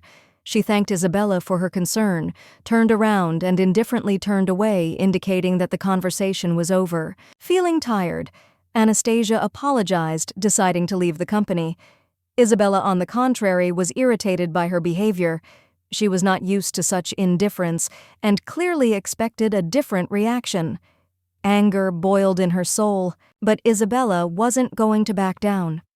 She believed that sooner or later the truth would come out, and then everyone would know who Anastasia really was. For now, all she could do was wait for the right moment to reveal her true face. When Isabella looked at Anastasia again, she was already holding a glass of wine. However, instead of taking even a sip, she calmly tilted her hand and poured the contents onto the floor. This gesture looked like a challenge. Looking at the spilled wine, Anastasia realized that Isabella had gone too far. She was ready to use even poison to achieve her goal. Such a step meant that her rival was ready for any measures and was not afraid of the consequences. A faint, barely perceptible odor emanated from the glass. It was poison but not lethal. Most likely it was intended to deprive a person of common sense to make him vulnerable and pliable. Such a weapon acted unnoticed. Isabella's goal was obviously to make Anastasia behave inappropriately under the influence of the poison. It was a classic aristocratic trick, to disgrace a rival so that everyone could see her fall. Only the plan didn't work. Anastasia was not surprised. If she were an ordinary girl, she would probably drink the offered drink without further thought. But her past experience did not allow her to be so careless. In the past, she was the wife of an emperor, and then she was surrounded by intrigue, betrayal, and danger in every glass of wine. Compared to those times, death by poison seemed the easiest fate. Isabella looked pleased at this point. She suggested that the girls relax and spend the evening in pleasant company, as if nothing unusual had happened. However, despite her expectations, Anastasia did not feel any changes in her condition. She was expecting a trick, but nothing happened, and this even surprised her. If the drink really contained poison, it should have already taken effect. However, Anastasia did not feel the slightest discomfort. This was strange and raised even more questions. In general, Isabella always tried to appear friendly and benevolent, but now during the ball, she did not even try to hide her intentions, as if she had nothing to fear. She didn't even pretend that she hadn't added anything to the drink. It seemed she didn't care whether Anastasia figured it out or not. That was even more suspicious. There was a pleasant, slightly spicy aroma in the living room. It was calm here, and this atmosphere did not hint at danger, but something still did not allow Anastasia to relax. The scent seemed fit for a duke, noble and deep. However, Anastasia could not imagine that it could suit a man like Khan-e-Tan. Isabella noticed that there was something unusual about the smell. She said that it smelled like an animal, as if something wild was nearby. The other girls also smelled this strange smell. Someone even covered their nose because it was too sharp and thick. Where could it come from? Although the scent was suffocating, everyone felt curious. Where was its source? Isabella glanced quickly at Anastasia, waiting for her reaction. It was obvious that someone was deliberately hiding their nature. If the Duke himself did not come out to them, it meant that he did not want his presence to be revealed. Anastasia understood that he was not so simple. "Wherever I go, there are such creatures," she thought. She was sorry that they themselves did not realize their fate. The only way to preserve her honor and pride was to disappear. But before Isabella could take a single step back, Anastasia approached her, not allowing her to retreat. Anastasia calmly but firmly stated that it was about her now. She left no room for doubt, pointing directly at the girl. Isabella turned around sharply, clearly indignant. She began to justify herself, assuring that it was not her fault. But Anastasia did not give her time for long explanations and demanded an answer. Isabella, not hiding her contempt, threw offensive words in Anastasia's face, calling her a dirty girl, as if she had previously wandered around the back alleys. Her voice sounded sharp, with a clear hint that she considered her unworthy of being here. The girls around watched the proceedings with undisguised delight, as if they were watching a fascinating performance. They found it funny that some simpleton had suddenly found herself among the aristocrats and was now behaving as if she knew everything and everyone here. Isabella spoke with undisguised contempt about Anastasia, pretending to be a mistress, but in reality her position is worthless. The daughter of a ruined family cannot count on anything more than the role of a mistress at the palace. She didn't believe that someone like Anastasia could become a duchess. It was obvious to her that a mere rag would remain a rag no matter how hard she tried to pass herself off as something more. Anastasia just smiled calmly, not letting her emotions get the better of her. Then, tilting her head, she calmly noticed that right now the rag was in Isabella's mouth. Isabella may have seemed like a nice girl from the outside, but once you heard her speak, it became clear how full of malice and disdain her words were. The way she spoke was simply disgusting. Isabella jumped up from her seat, blazing with rage. She could not believe that this pathetic girl, a descendant of a baron's family, dared to look at her with such defiant arrogance. In anger, she swung her hand, intending to hit Anastasia, but before her palm could reach its target, Anastasia intercepted her hand and squeezed it tightly, firmly, making it clear who was stronger here. Her voice was low and menacing. She warned that she was holding back with all her might from doing something far more drastic. She sounded as if she was seriously ready to rip out her opponent's tongue. Isabella recoiled, her eyes wide with fear. She couldn't understand how Anastasia, this insignificant upstart, could dare to speak to her in such a tone and threaten her so openly. But Anastasia did not develop the conflict further. She suggested forgetting about the incident in the same way as one could forget about the contents of a glass spilled on a tablecloth. All this was not worth attention. However, she made it clear that if Isabella did not change her behavior, the consequences for her next time would be much worse. Isabella, trying to preserve the last of her dignity, smiled and asked if Anastasia really thought she could insult the Count's daughter with impunity. She was sure that her rival would regret such words. Someday, Isabella will make her so angry that Anastasia will tear out her eyes and break her fingers. Such a decision will not be accidental but carefully thought out. After that, she will throw her out to be fed to the animals. Isabella will not be strong enough to survive in this world, and Anastasia will be glad about that. But if Isabella decides to doubt her power, then let her prepare for the worst. Anastasia will not wait. She will destroy her herself, period. Anastasia hoped that the girl would understand her hint. She was sure that her words could calm her down for a short time because she was too concerned about her reputation. This really pisses Anastasia off because she's used to her decisions not being challenged. This is clearly not the time to show weakness. The lady suddenly asked what Casa was doing here in this place and why he had appeared next to her. There was a note of caution in her voice. Casa noted with a grin that he himself had heard the lady tell him to be near the Duke. Although it seemed he didn't need anyone, he had come anyway worried. The lady replied that she was quite capable of dealing with the whims of this baby.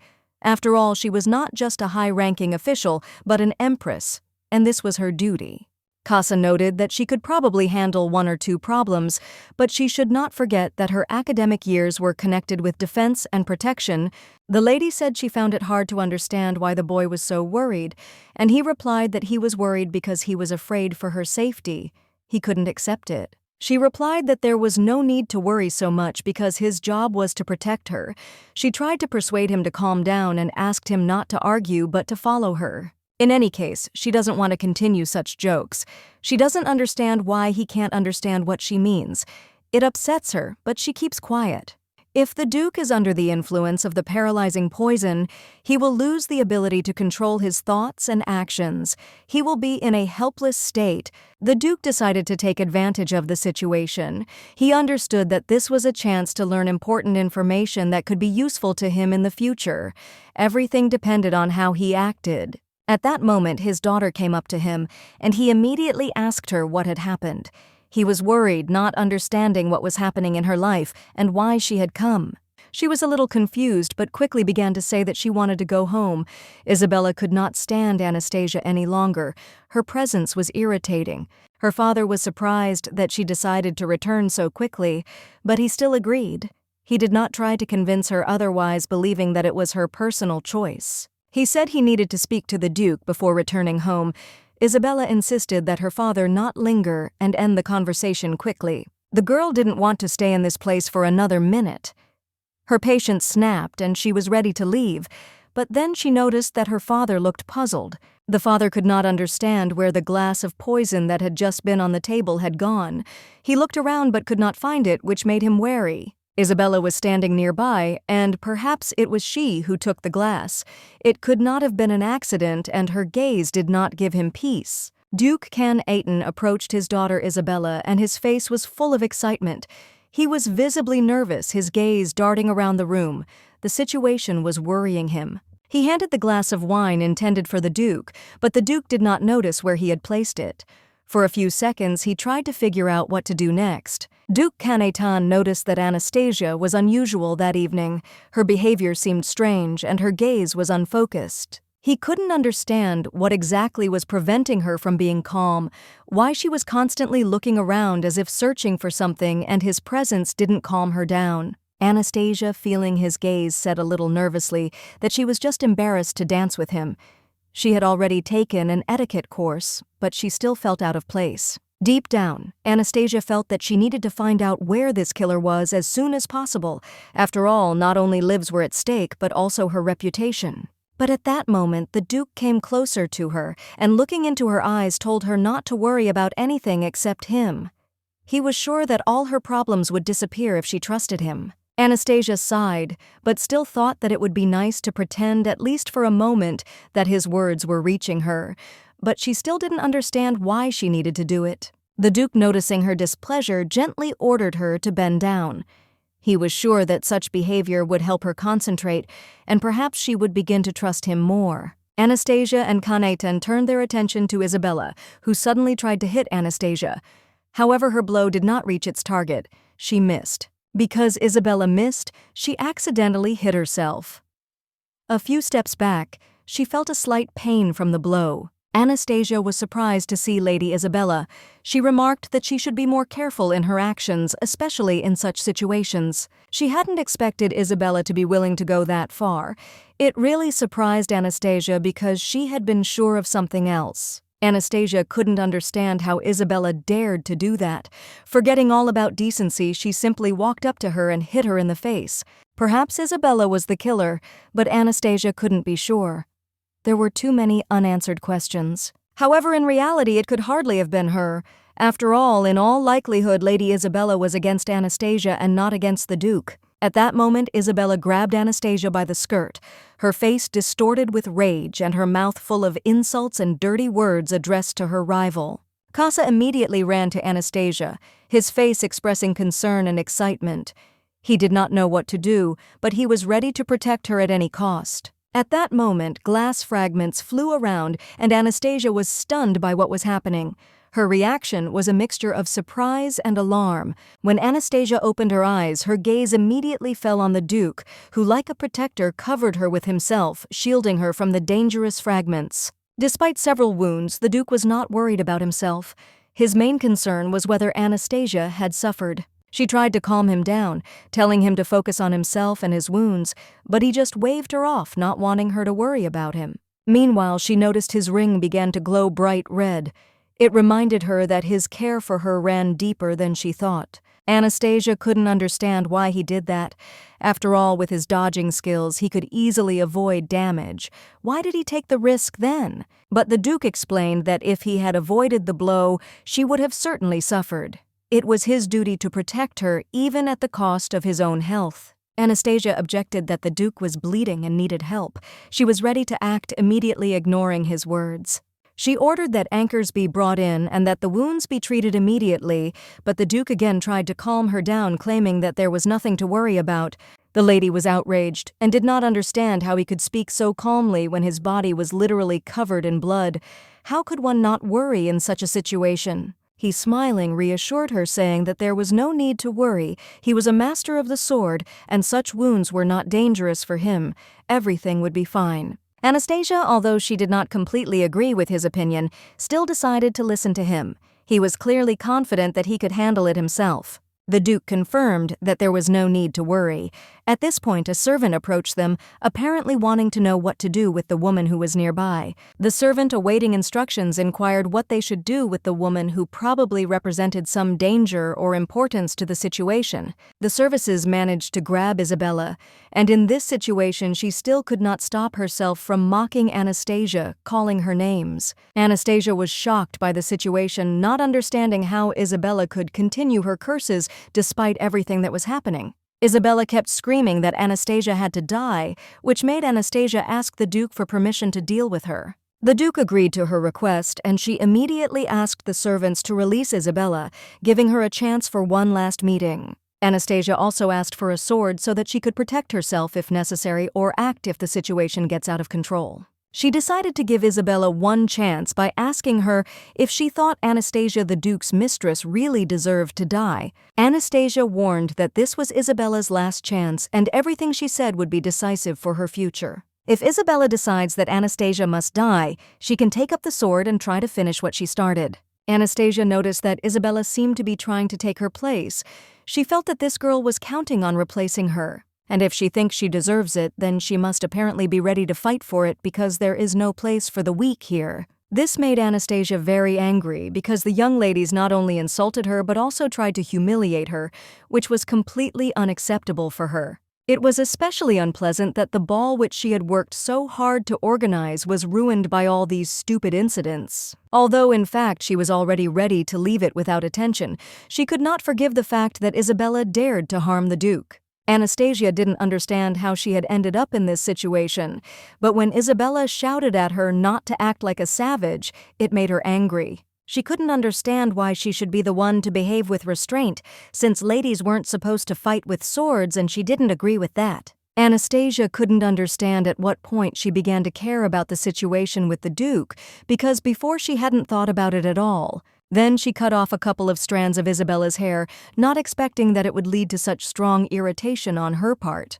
Honestly, if it weren't for her restraint, she could have cut off not only Isabella's hair, but something more serious. At that moment, she didn't even immediately realize that she was close to simply removing her dagger in a fit of anger. But it's interesting that as soon as it comes to approaching from behind, Isabella becomes bold and daring, but she is afraid to fight on equal terms. Anastasia added a little poison to Isabella's glass, turning the other ladies against her in order to increase her influence and convince everyone that her decision was the only right one. However, Isabella did not have the courage to raise her sword, and it did not seem to bother her at all. Her pride did not allow her to admit that she was the weaker in this fight. Anastasia noticed her helplessness, and it irritated her. She was so confident that she started yelling at her without holding back. Anastasia believed that such an insignificant girl as Isabella had no chance of taking a place next to the Duke. She was sure that the Duke would not throw her out. Suddenly, Anastasia thrust the knife sharply in front of Isabella, declaring that she would say it only once. This was supposed to arouse fear and respect in her. She stated outright that Can von Eiten was her man and no one dared question her right to him even if someone tried to interfere. Anastasia added that if anyone else dared to stand in her way, the consequences would be dire. Her gaze was full of determination. Duke Khan, standing to the side, watched the proceedings with a smile on his face. He found it amusing to see how easily Anastasia controlled the situation. Finally, Anastasia thought that perhaps Isabella had finally realized her mistake. She hoped that the girl would understand all the consequences of her behavior. As Isabella began to leave, she suddenly grabbed the sword and threw it towards Anastasia as if by accident, but clearly with the intention of showing something. Anastasia was in complete shock. She quickly turned around, and at that moment she heard a strange sound that made her feel that something had happened. Turning around, she saw the sword pierce Isabella's shoulder. The whole scene was frightening and unexpected, but the moment proved fatal for the girl. At that moment, everyone realized that this was the act of the Duke, who was trying to protect Anastasia, acting instinctively but extremely decisively. Isabella began to scream, begging the Duke not to do it, but her words had no power when the Duke continued to stand with such a determined look. He answered her in a cold tone that he was very sorry, but he had not managed to kill her with the first blow, which was evidence of his intentions. The whole situation was simply absurd. The Duke did not hesitate and dealt with Isabella with surprising speed without showing any emotion. Isabella could not believe that the Duke, with whom she had been in contact for so long, had treated her so cruelly. She was in complete hysterics. In desperation, she began to beg the Duke to spare her. She begged him on her knees to let her go, realizing that the situation had become critical. She begged for mercy. But the Duke did not change his mind and had already raised his weapon, preparing to deliver the decisive blow. However, Anastasia intervened. Anastasia, seeing what was happening, said that she had enough. She asked the Duke to stop without bringing the situation to the extreme. The hall was in chaos. The nobles were shocked and panicked, not understanding how everything could have gotten out of control so quickly. Anastasia stood watching what was happening, not knowing what to do. The Duke, covered in blood, continued to stand, showing no sign of emotion. Everything that was happening reminded her of a picture from a dream she had recently seen. She realized that it was not just a dream, but a premonition of what was to happen. The gentleman intervened and expressed his displeasure, calling the behavior of the Toho nobles a real disgrace. They could not greet Lord Eiten himself like that. The gentleman turned out to be Count Thor von Guardian. The northern lands clearly did not appeal to the locals, and many were surprised that this particular duke was singled out. He noted that all of this was just part of an unnecessary show, and that of course it was not worth doing, and it was not done for nothing. The duke himself was involved in this matter, and one of the noble women from the central lands decided to behave in this way. She clearly did not understand the consequences. And here, as if to add insult to injury, all this was happening right in front of the Duke himself. For a northern nobleman like him, it was especially humiliating. It was impossible to simply ignore such manipulations from the central lands. It required a response to demonstrate its strength and resilience. He could have remembered that he was always ready to be the Duke's sword if he so desired. His support was not empty words. As soon as the northern gentleman returned, he immediately congratulated him on this event. He was glad to have returned to his native land ready for new challenges. Another lady, noticing his return, greeted the master of the North people, began to gather, who also expressed their respect and admiration. Congratulations on the Duke's arrival began to multiply, and Anastasia could not hide her joy. It all looked as if she too had received recognition. At some point, absorbed in what was happening, he suddenly remembered the ring. Its color had changed, and this was important, although at first glance it might have gone unnoticed. Now it was the lady's turn. He was looking forward to this moment, realizing that everything would soon change and events would develop rapidly. The heart that had been calm before suddenly began to beat faster. He felt the tension rising, causing his heart to beat twice as fast. Duke Dukan was too greedy. He had long ago begun to show his interest in the affairs of the empire, and apparently his grandfather occupied an important position in politics. The entire royal family and nobility looked up to Dukan alone. His influence was so strong that they could not take a step without his approval. It was hard to understand why Count Brill had been sent to spy on the Duke. The decision seemed strange and ill-founded, but such was the will of the higher powers. What he planned to do with Duke Brill also remained a mystery. He seemed too old and wise for such games, and his actions were beginning to seem ridiculous. Duke Ducan most likely believed that this way he could test his strength by pushing others to action, forcing them to react to his moves. That's why he sent someone he thought was unimportant to get hidden information about the Duke. He was willing to take risks regardless of the consequences. This situation could be an opportunity to persuade the North to unite. He hoped that other dukes and nobles would understand how important solidarity was for the future of the empire. Having found himself in this game, Duke Ducan clearly had his sights set on his goal since he allowed himself to treat Duke Aiton with such disrespect. Draft noticed how they were openly provoking Aiton, trying to get him mad. Something had to be done quickly, but Aiton hated politics. The Count then said that he could not simply ignore what was happening, pretending that nothing had happened. He had to go to the capital and sort out the situation. The Count also noted that he did not seem to understand how much the North opposed the center. In these lands, they had been fighting for their freedom and land for centuries. The land in the North is not as fertile and prosperous as the capital. However, Northerners are proud of their homeland and their independence despite the difficulties. The center sees Northerners as mercenaries who help guard an important border. They are considered necessary to ensure security. Despite this, they do not refuse their military and financial assistance. Such allies are needed, but relations with them are still complicated. Because of this, the center deliberately introduces high taxes for Northerners. They must pay for their role in protecting the borders and maintaining order. After the war, the population in the North was greatly reduced. This makes the situation worse as there are fewer and fewer people. The nobles of Toho have begun to marry ladies from the Central Territories. These marriages are intended to strengthen ties and transfer power to the North in the future. From such alliances, the influence of the Central region on the North becomes stronger. This is a strategic decision that will bear fruit over time. Duke Aiton noted that Ducan was a truly intelligent and far-sighted man. His strategies surprised many times. Then the Count, after some thought, mentioned that his mistress could become a symbol of the female power of the North. She is not just a beautiful woman but an example for others. Her will and spirit are not simple, and in this he saw real strength. Therefore the Count thought it would be wise to marry her to emphasize her importance. The Duke noticed that the conversation had strayed a little from the point and suggested concentrating only on the important and necessary issues. He wanted everything to be said to the point. Kraft, unable to stand the pause, decided to ask where the Duke was headed. He was interested in where he was going. To this, the Duke calmly replied that his target was Anastasia. He felt that he needed to speak to her about an important matter. Hearing this, the Count was surprised that someone in such a state would go to a woman and suggested that the Duke at least wash himself before the meeting. However, the Duke ignored his remarks, saying that it was none of the Count's business. The Count was shocked by such disdain. The Duke also expressed curiosity as to whether the woman had survived.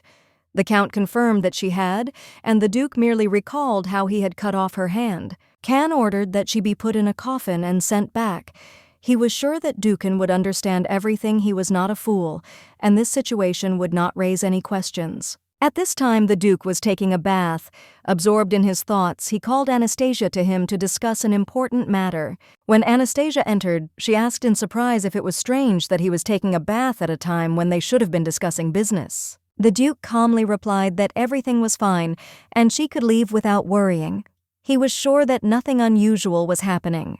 He noted that perhaps such actions might be inconvenient for her, but Anastasia only said that she had brought him ointment for relief. The Duke replied that the ointment would certainly help, but the wounds would heal on their own. He was not particularly concerned about their condition. Anastasia believed that the ointment would speed up the healing. Then he suggested that she apply it because he trusted her skills. But she didn't agree. She said she didn't see the point in it. Especially in the bathroom, she thought he could handle it himself. The Duke reminded her that he had protected her and dealt with the woman. Seeing her hesitation, he insisted, and Anastasia agreed to help. She took the ointment and asked where exactly he was hurt, ready to help him with his wounds. Despite her doubts, The Duke enthusiastically began to show the places where he was injured, and first of all he pointed to his face, showing a small scratch. Anastasia asked him to sit still as she focused on his wound and wanted to do everything carefully. As she began to carefully apply the ointment to the wound, their eyes met, and a moment of indescribable tension passed between them. The Duke, a little embarrassed, asked her if she thought it was unnecessary and somewhat superfluous. Anastasia, thinking he was referring to the lady they had just been talking about, replied that the woman had definitely gotten what she deserved. The Duke asked why the lady had not killed her, because although he had forgotten that he had done wrong, it was only a childish misdeed. He was testing her reaction. Anastasia replied that there was no point in killing for her. Even if she wanted to, it would not bring her anything. Sometimes, of course, she would like to do so, but deep down she knew that she would not do it. It would be too radical for her. The Duke noticed that there were many dead on the battlefield, and those people were the same as her, so it wasn't all that unexpected. The lady did not immediately understand what he was getting at, and he explained that the enemy has no gender, and one's actions can always be justified. For him, killing was nothing more than a necessity for survival in a cruel world where weakness could not be allowed. As a child, no one looked after him or monitored him, so he learned to cope with difficulties on his own without expecting help from others. The lady thought that he was probably making excuses and trying to convince her that she did not understand the reasons for his actions. She found it a little cute. The Duke was sure there was nothing unusual in his actions and could not understand why she was laughing. Anastasia said it was simply amazing. She admitted that it was not a surprise, although it seemed strange because in the end he turned out to be completely different from what she expected. The Duke was slightly taken aback. He knew, of course, that she saw him differently, but now he wanted to capture her attention even more. The Duke caught Anastasia's attention at first sight. Every smile he gave her made her blush, despite her attempts to maintain her composure. However, he was in no hurry. He knew that she would eventually be his, and there was no need to rush. He was confident of his success. He was patient and ready to wait. He knew that sooner or later Anastasia would be his, and it was only a matter of time. One day, Anastasia confessed to him that all this might seem strange, but she felt that there was something more to their relationship. She was surprised that it turned out he wasn't that perfect either. He didn't have that special something she expected. No one could understand why she had such a strong reaction to him. It was something new and unusual. At some point, he suddenly grabbed her hand and dragged her into his bathroom. Anastasia was shocked by this turn of events. She couldn't understand what he was like, what kind of crazy things he was doing. She asked him what was going on.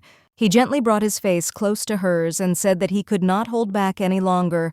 It was too much desire. He asked her to sleep with him, promising to be gentle and caring. The words sounded confident, but Anastasia did not know how to react to this. Anastasia, in turn, was surprised by his frankness and asked him why he always said such indecent things. The Duke replied that she should not bother with formalities. He considered that it was unnecessary and that all this was just unnecessary words. He assured her that she felt the same way he did. It wasn't just a business relationship. There was something more between them. He tried to explain that their relationship was already going beyond the call of duty and that this feeling could not be ignored. Anastasia tried to understand what she really felt.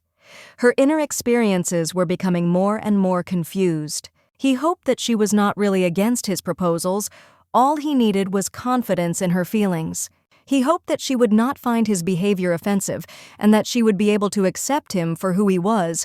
Perhaps from their very first date, Anastasia began to have some feelings for the Duke, although she did not realize it at first. However, there was no place for love in her life.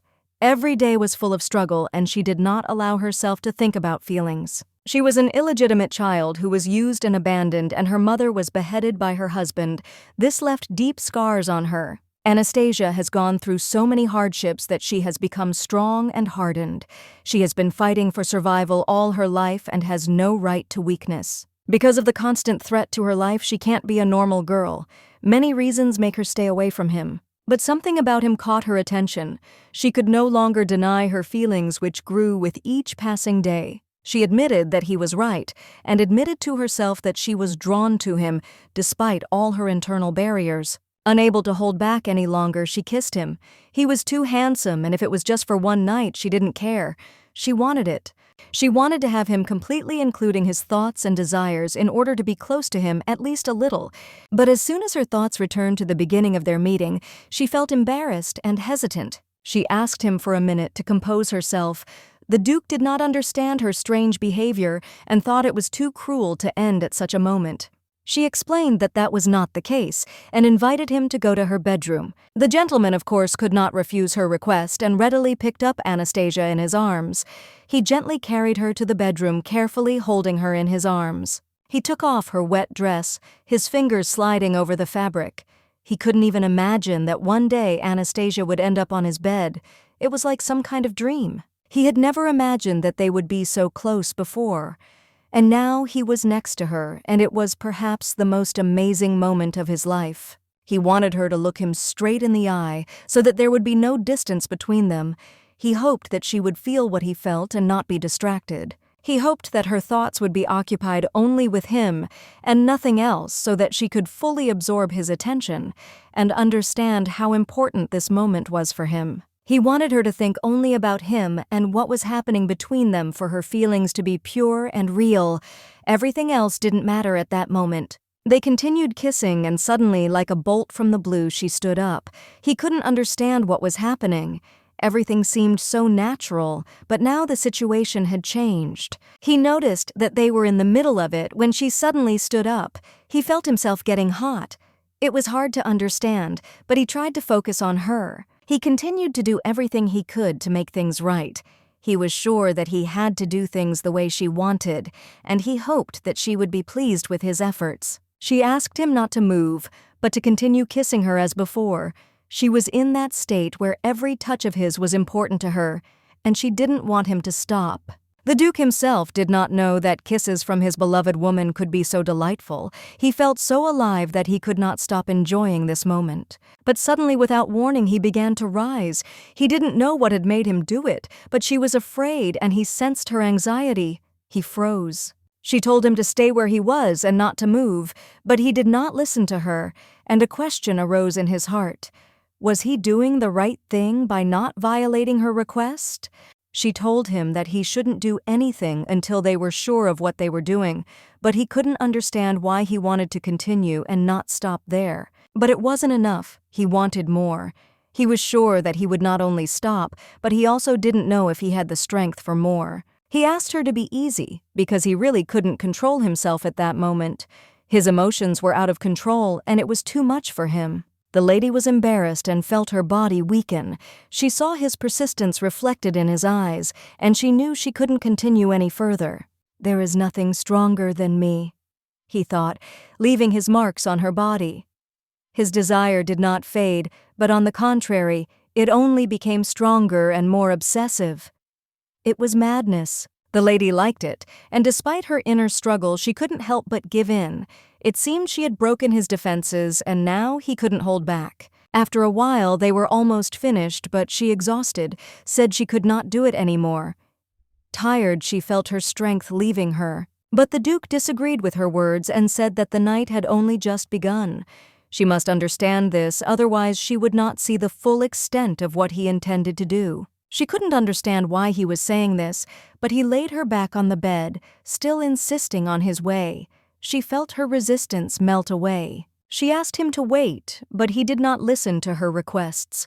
The night went on, and his desire was stronger than her words, stronger than her doubts. After the Duke's death, sometime later in a place accessible only to him, he found his grandfather's old diary. It was a place where the most hidden thoughts were kept. As his death approached, the magical power gradually weakened. In this process, he began to see Khan Aten not just as a successor, but as something greater, more significant. He began to realize that this young man was his real grandson, and with each passing day, the understanding of this connection became deeper and more meaningful to him. It was then that he realized that his son had died never having found happiness along with his beloved, and now his grandson had inherited not only magic, but also deep trauma. The guy, oddly enough, did not even understand human emotions. It seemed that the whole world was empty and alien to him. He did not know how to perceive these feelings. Grandfather, watching him, felt the weight of guilt.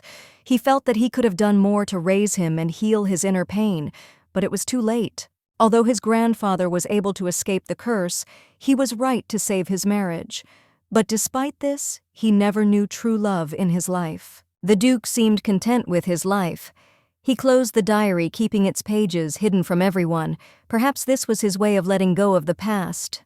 Previously, he had two paths before him. In order not to go mad from the curse, he was forced to suppress his emotions, to pretend that nothing was happening. Since childhood, he had been taught to hold back, not to show his feelings. It was the only way to survive. He hoped that he could withstand this test. He said he didn't want to live like his grandfather. The first solution was to suppress his emotions and live like him, so as not to lose control of himself. The second path was darkness like his father's, to go mad and leave without a trace. This was not what he wanted, but he knew no other way out. If he didn't learn to control his emotions, he would suffer the same fate as his father. He didn't want to become a copy of what had come before. He decided to refuse his grandfather's offer. Even if his life was short, he wanted to feel alive and not like a walking dead man. He wanted to feel life, especially in moments when his beloved woman was nearby. In her presence, something changed in him. He felt real. Of course he wanted to save this moment, not to lose it. He tried to save everything he could, but fear sometimes clouded his mind, not allowing him to relax. But he doubted whether he could trust this girl. He had always been wary of everyone, and now his feelings were even more confused. He didn't know if she could be someone he could confide in. His attitude was cautious. He didn't know what to do with this feeling. Suddenly he saw himself as a small person. He thought that perhaps in offering trust, he was taking a risk, relying on luck rather than reason. He thought that maybe the guy just didn't like her, that her affection wasn't genuine. It left him feeling unsure. But the boy at his young age said he didn't know, but he wondered if his older self was afraid of that same uncertainty. The Duke smiled, assuring him that he had nothing to fear. He seemed completely calm, as if nothing could disturb him at that moment. The boy, however, did not share his confidence. He pointed his finger into the distance where his father stood and said that he would end his life just like him. He said that her life would most likely end up like his father's if she continued to follow him. This was his vision of the future. The guy continued that in such a situation, it would be best to seal him, otherwise he would not be able to find peace and would continue to suffer. This will give him a chance to live a normal life without fear and pain, without unnecessary worries about what might happen to this person. The Duke, hearing these words, asked again if the boy really thought that it was so easy to give up everything that surrounded them. The boy was struck by the fact that the Duke seemed not to care about the woman's life. It seemed strange and unnatural to him, as if he did not notice the importance of her fate. The Duke replied that his life and feelings should not concern the boy, and the fact that he was worried about Anastasia's fate did not matter at all in this situation. The boy said with determination that the Duke was lying. He was convinced that the woman shared his mother's fate, and that was the only reason for his concern. He was sure that if Anastasia found out his secret, she might reject him. This made him worry about her future. But the Duke was sure that everything would be different with Anastasia. He was convinced that she was not like other people, and her fate would not be the same. He kept saying that all people were the same, but Anastasia, in his opinion, was special. She was not like everyone else, and that changed everything. The boy thought to himself that perhaps he was simply in love with her. This explained his actions, and he could not find another answer. The Duke, smiling, confirmed his thoughts. The boy, however, fell silent, embarrassed because even he himself did not know what true love was. He couldn't understand how he could be so sure that he was feeling something he had never felt before. It seemed as if the emotions he was experiencing were completely new to him. The Duke asked again if he really couldn't hear, like he couldn't understand what they were saying to him, trying to figure out what was happening. When the Duke held her, his heart began to beat so hard that it felt like it was about to burst out of his chest. He felt that this was something special, something that could not be ignored. He thought it was love, but the guy advised him not to try to copy other people's behavior, not to look for meaning in what they were experiencing. He, too, was ready to go mad and die like all those who had gone before him. However, the Duke nodded and said that if this was his fate, she was ready to accept it. He was ready to do this rather than leave Anastasia. He could not give her up even if he had to go against his will. The boy was silent for a moment and then quietly said that she was saving him, and therefore perhaps she was destined to die. The Duke became angry, demanding that the boy leave and never return. He did not want to hear a word, considering it all ridiculous. He didn't need saving because he had already received everything he needed. Now he wanted to understand what was behind what was happening between them. What was happening between them was something strange and mysterious. He felt a desire to understand what kind of feeling they were experiencing. The Duke turned to Anastasia and said that his curiosity was now satisfied, but he was still not sure that her curiosity was the same. He couldn't be sure of her feelings, so he simply hugged her while she slept, unable to get rid of his doubts and questions. Jack was in shock, screaming that they would never have another chance like this. All the butler's hopes were shattered, and he felt that all was lost. This lady was ruining all his dreams, and he was angry with the Duke. If it weren't for him, he would have taken her head himself without thinking twice. He also overheard the maids discussing where Mistress Anastasia had been the day before. This was information that troubled him and gave him no peace. Anastasia always stood out for her confidence, especially when she managed to take revenge on that lady. They continued their conversations about the Duke, not forgetting his greatness. Word spread quickly.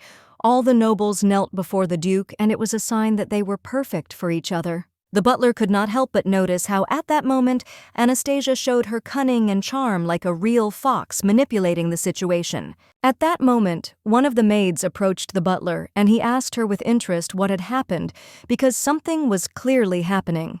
She said with a smile that Mrs. Anastasia had asked her to convey something important. The butler became wary, waiting to see what would happen next. The maid handed him a jar of ointment and said it was an excellent remedy for back pain.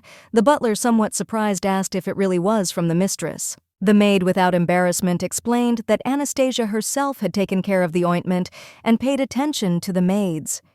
This surprised the butler, but he said nothing. She added with sincere admiration how the lady had taken care of her when she had been hurt. Anastasia had cured her herself and said that this could happen to anyone. The maid admitted that she was very happy that Anastasia had appeared in their house because she was always ready to support. However, the butler was not as happy as everyone else. The entire estate was delighted with Anastasia's appearance, and the servants admired her abilities. The butler felt only bewilderment and slight anxiety. Anastasia became like a fox, captivating everyone around her, and even the butler could not remain indifferent, observing her influence. In the morning, Anastasia finally woke up feeling a strange feeling of fatigue and pain in her body, not understanding what exactly was bothering her. She tried to remember what had happened that night, but it took her a moment to realize why her body ached. Memories of that man came back, and she felt a little embarrassed. Even if she hadn't managed to seduce him, it was still something important to her. Anastasia began to think that perhaps even if she couldn't win his heart, she would still inevitably fall in love with him. Meanwhile, the Duke approached Anastasia and noticed that she had finally woken up, although she looked a little surprised by her awakening. She looked at him and quietly asked how long he had been watching her. He asked her to just continue to rest and not to worry. Anastasia didn't quite understand what the Duke was talking about when he said that the pain would last for several days. This left her puzzled. The Duke carefully picked her up, explaining that this was what the doctor had said. Anastasia felt a strange uneasiness from his words. The girl was surprised, but tried not to think about how the Duke could discuss her condition with the doctor. It was not a pleasant moment for her. She thought that maybe they had just gotten too carried away, lost track of time, and that had led to this outcome. But she wasn't sure. He seemed a little worried, asking if everything was okay. After all, the doctor said that after a warm bath, she would feel much better. To make her feel better, he prepared a bath with rose petals for her. Anastasia, not expecting this, asked if she could ask him a question. The Duke was pleased by her interest, and slightly embarrassed, asked what she wanted to know. He was ready to answer, but he did not know that her question would be like this. Anastasia looked at him carefully and asked if he had ever been close to women.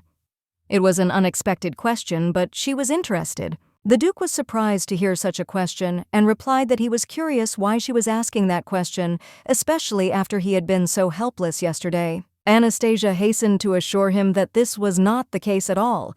She simply did not understand how he could be so good if this was his first experience. She couldn't help but notice how his body moved with such slowness and grace, and his face was surprisingly pleasant, which made her feel special.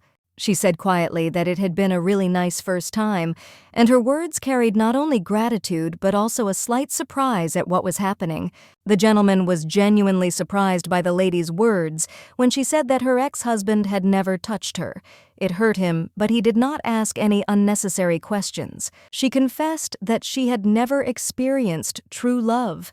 The Duke thought about it. He knew that it was incomprehensible to her, as if love did not exist for her. He noticed that the lady was too proactive, which could be due to the fact that this was her first experience. This made him wary but also intrigued at the same time. The lady blushed and confessed that she did not know what love was. This seemed to him both naive and touching, as if she was just beginning to explore the world of feelings. The Duke remarked that he liked it.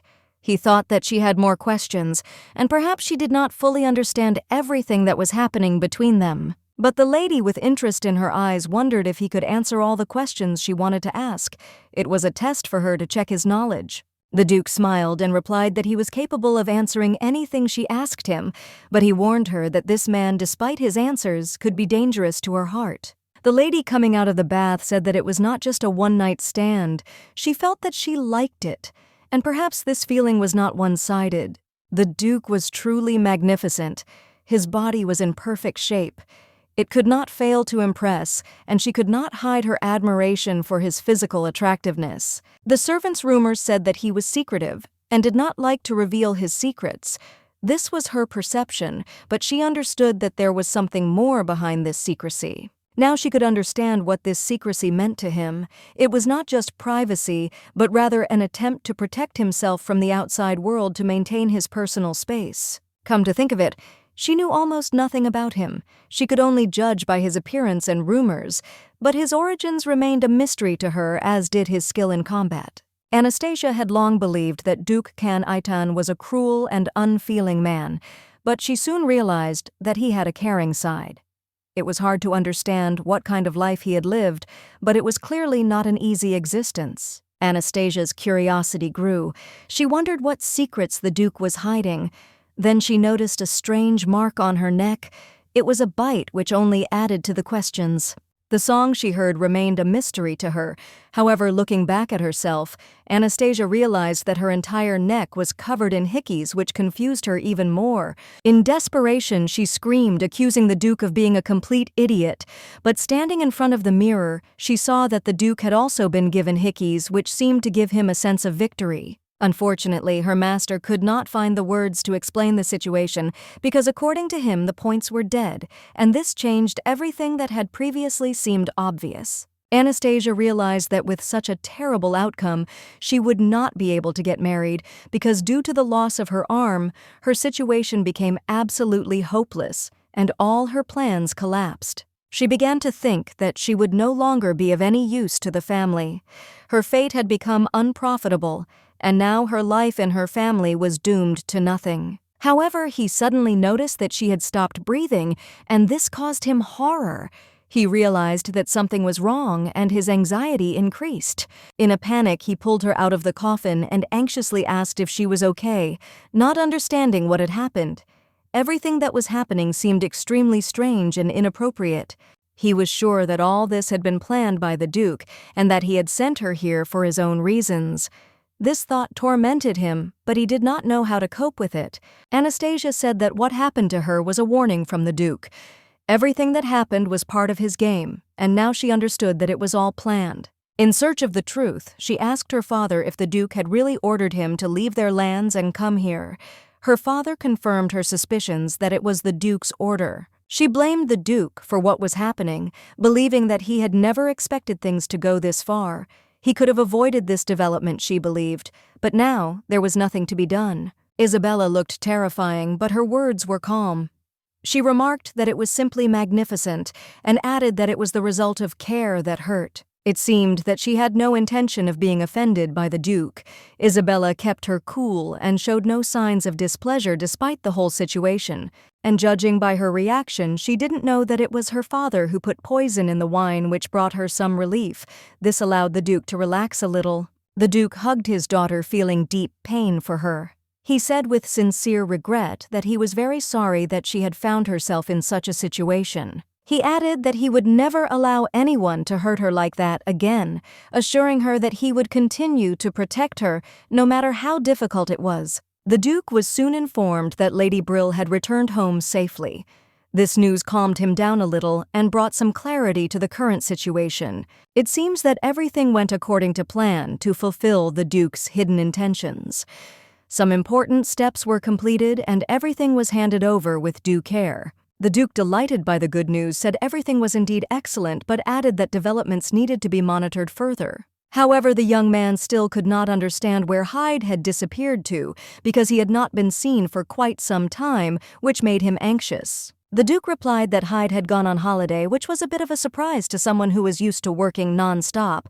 The reasons remained a mystery. The guy, not understanding such a decision, objected that why would one suddenly do that?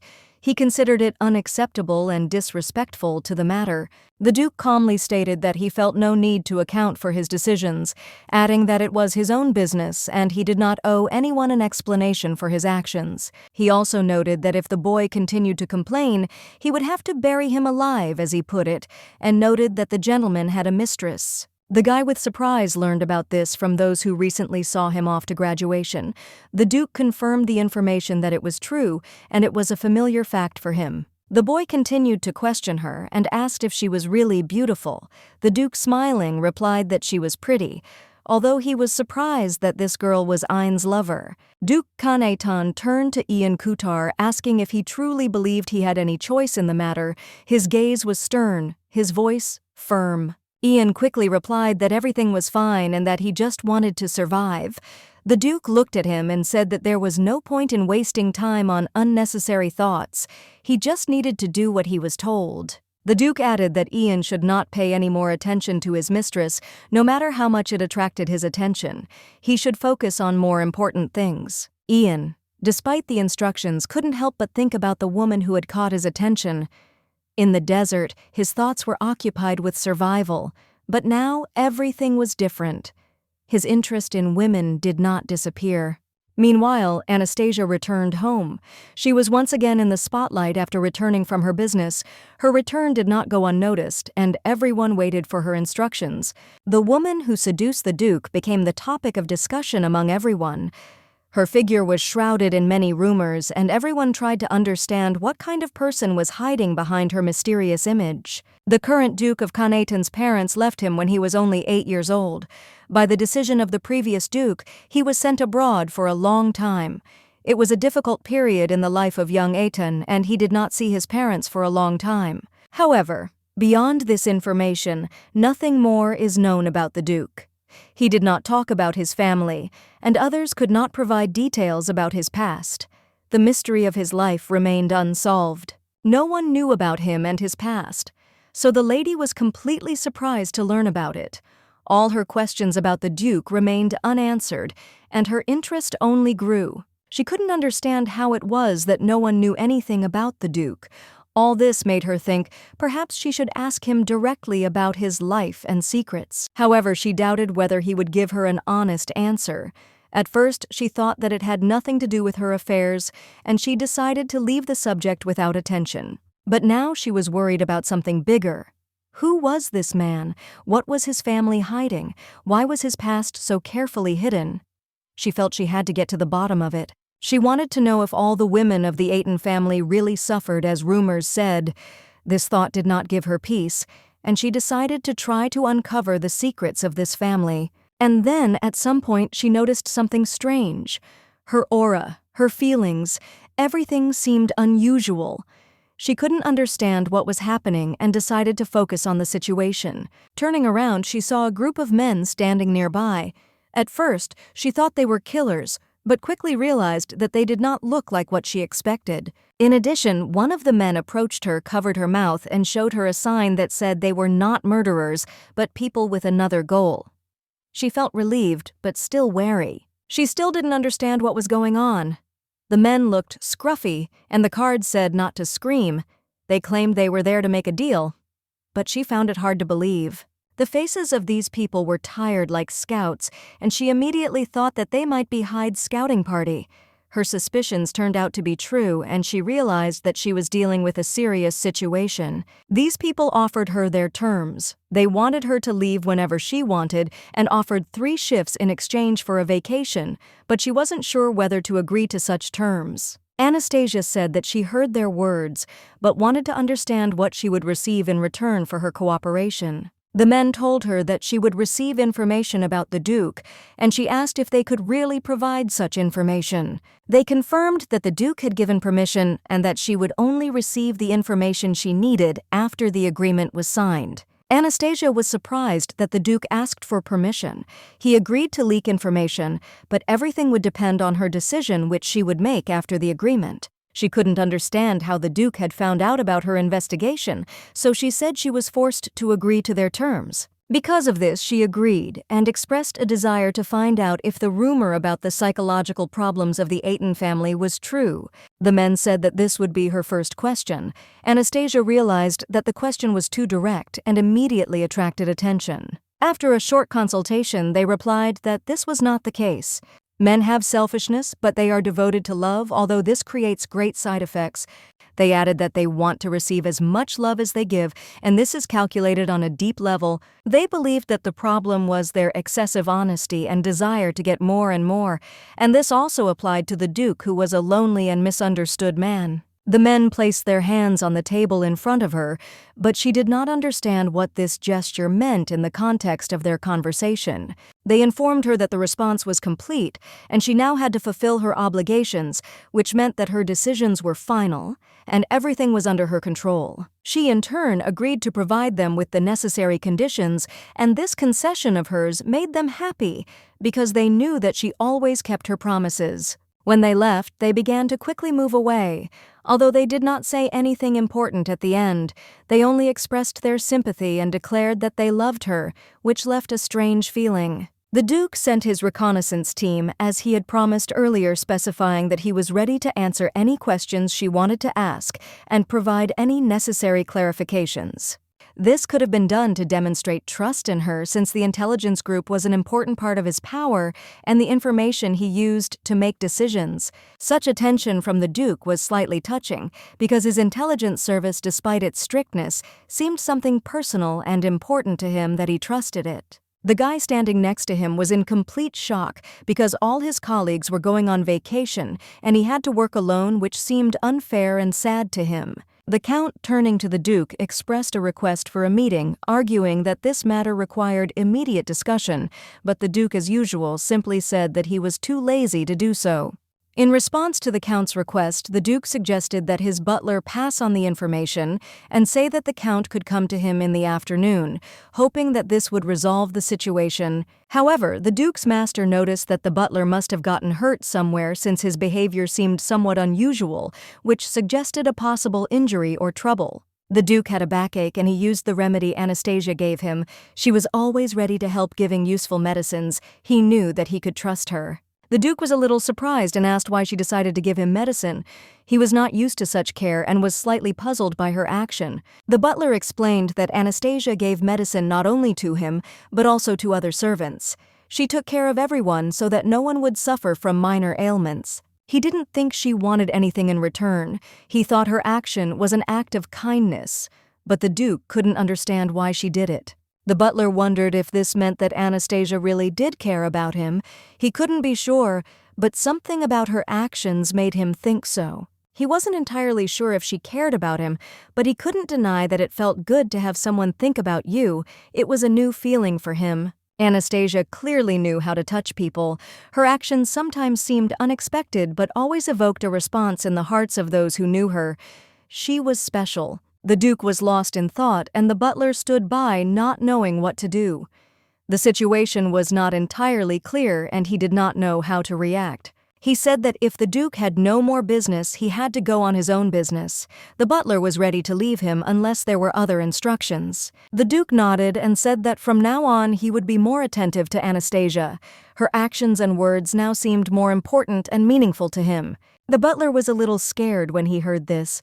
He knew that the Duke could be unpredictable, and he was not sure that he could handle the Duke's new attention. When Anastasia entered, she greeted Jack. She had a beautiful bouquet of flowers in her hands and looked somehow special, as if she was preparing for an important meeting. The butler thought that perhaps the lady was going out somewhere. After all, she usually spent her days in her room, and such behavior seemed unusual to him. But Anastasia replied that she wasn't going to go anywhere. She was just feeling a little dizzy and decided to go out into the fresh air for a little walk. He thanked her for helping him with the ointment, which really helped him. He was truly grateful for her care and attention to his condition. The lady said not to worry, everything would be fine. However, she was wrong because his communication with people could have played a role. If he gave something, it was odorless. Anastasia planned to hand it over to the maid separately, so there was no need to worry. Everything had to be done carefully, without unnecessary worries. She wished him luck in his work because it was time for her to leave. Time was not standing still, and she felt that she had to move on. But the butler suddenly turned to her again. He asked Anastasia to take care of the Duke. It was important to him. Anastasia was surprised by his request and replied that if he did not trust her, he would hardly understand why she would help him with this at all. She barely knew the Duke. Sometimes she wonders if the Duke is really like other people. Sometimes she notices that his behavior is unusual, not entirely clear. He is a man who does not express emotions. What kind of life he had? She does not know exactly. All she could guess was his expressionless appearance. She wasn't sure if he'd always been this cold, and to be honest, she wondered about it too. It was like he was hiding something. Perhaps the butler could tell her a little about the Duke. It might shed light on his behavior, give her more understanding. He began to talk about the Duke's childhood, how difficult it had been.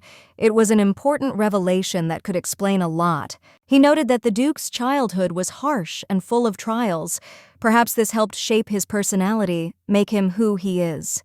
The older generations who lived in this estate knew well that Master Kang was the heir of his lineage. His position was clear without unnecessary doubts. As a child, Khan never received the care and attention that a child in a family usually deserves. He grew up alone and without support. After the tragic loss of his parents, he was forced to go to war. He lived only to survive in these cruel conditions. Khan was a master in martial arts. He could teach how to kill a person, but he had no skills to be a normal person in society. The problem wasn't that he didn't feel emotions. It was that he simply didn't know how to express them. His feelings remained inside, hidden, and repressed. Khan couldn't heal his childhood traumas. Every time he looked at his master, his heart would ache. The memories of the past were too heavy. However, after he met Anastasia, something in his soul changed.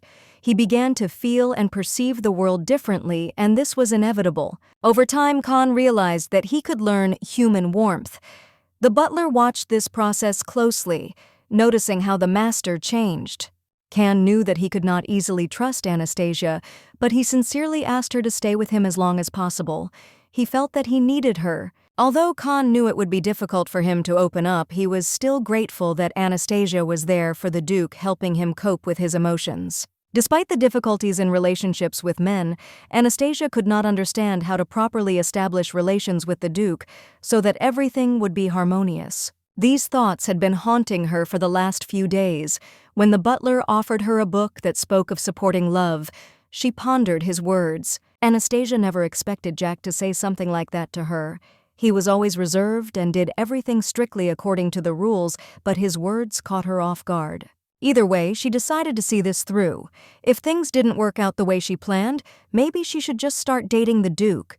Casa advised her not to think twice and just do it.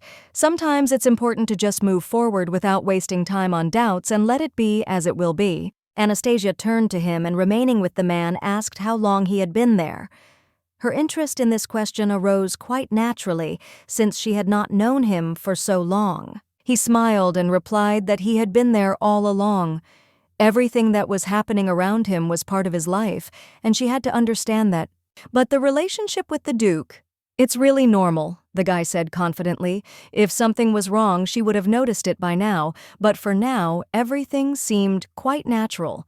He confirmed his words, adding that if she decided not to meet with the Duke, he of course would not condemn her, although he doubted her decision. Anastasia answered doubtfully that this was not the case.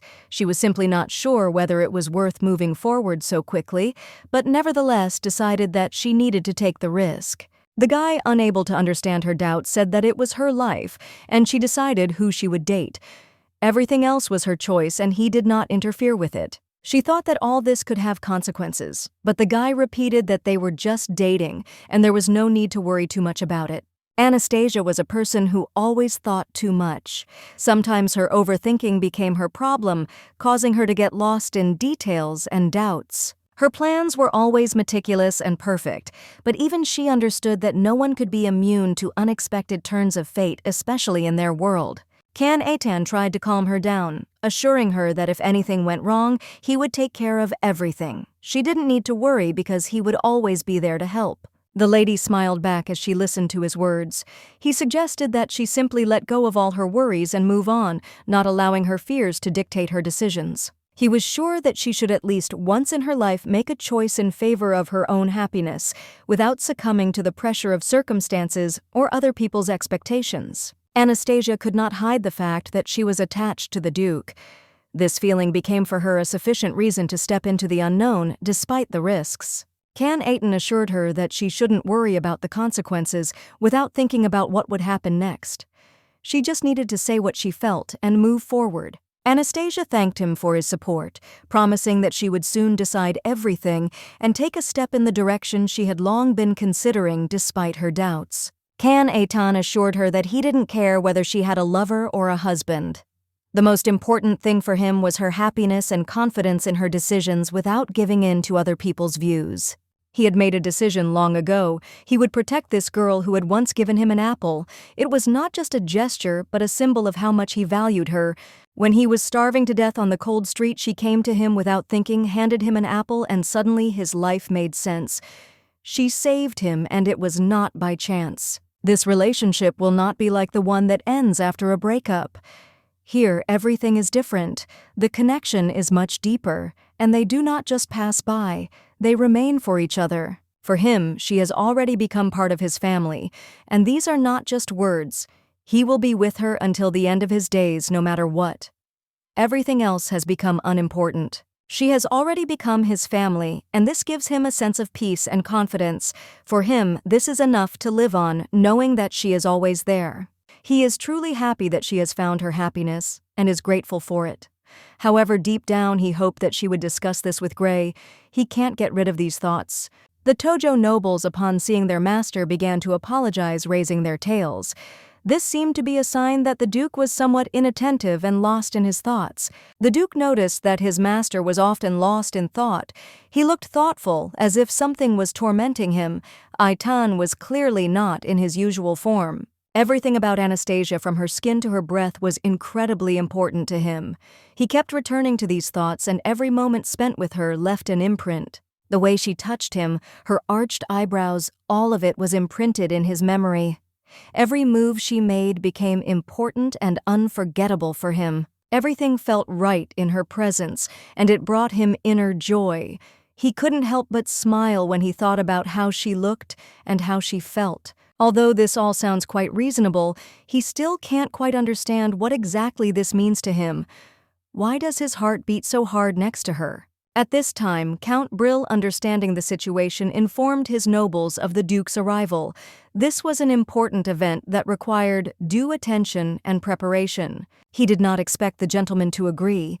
It seemed that the Duke would refuse, but he turned out to be unexpectedly accommodating. The Duke clarified what he had just said, and the guy only answered in confusion. The Duke asked again, wondering what exactly he had agreed to. The Count explained that it was about attending noble gatherings. He thought about it, not understanding why it was necessary. The Duke asked again with displeasure, specifying that the Count had told him about this long ago. The boy, however, could not understand why he needed to go to these meetings and began to be indignant again. The Count could not understand why his objections were so irritating. He himself had said that he liked the idea.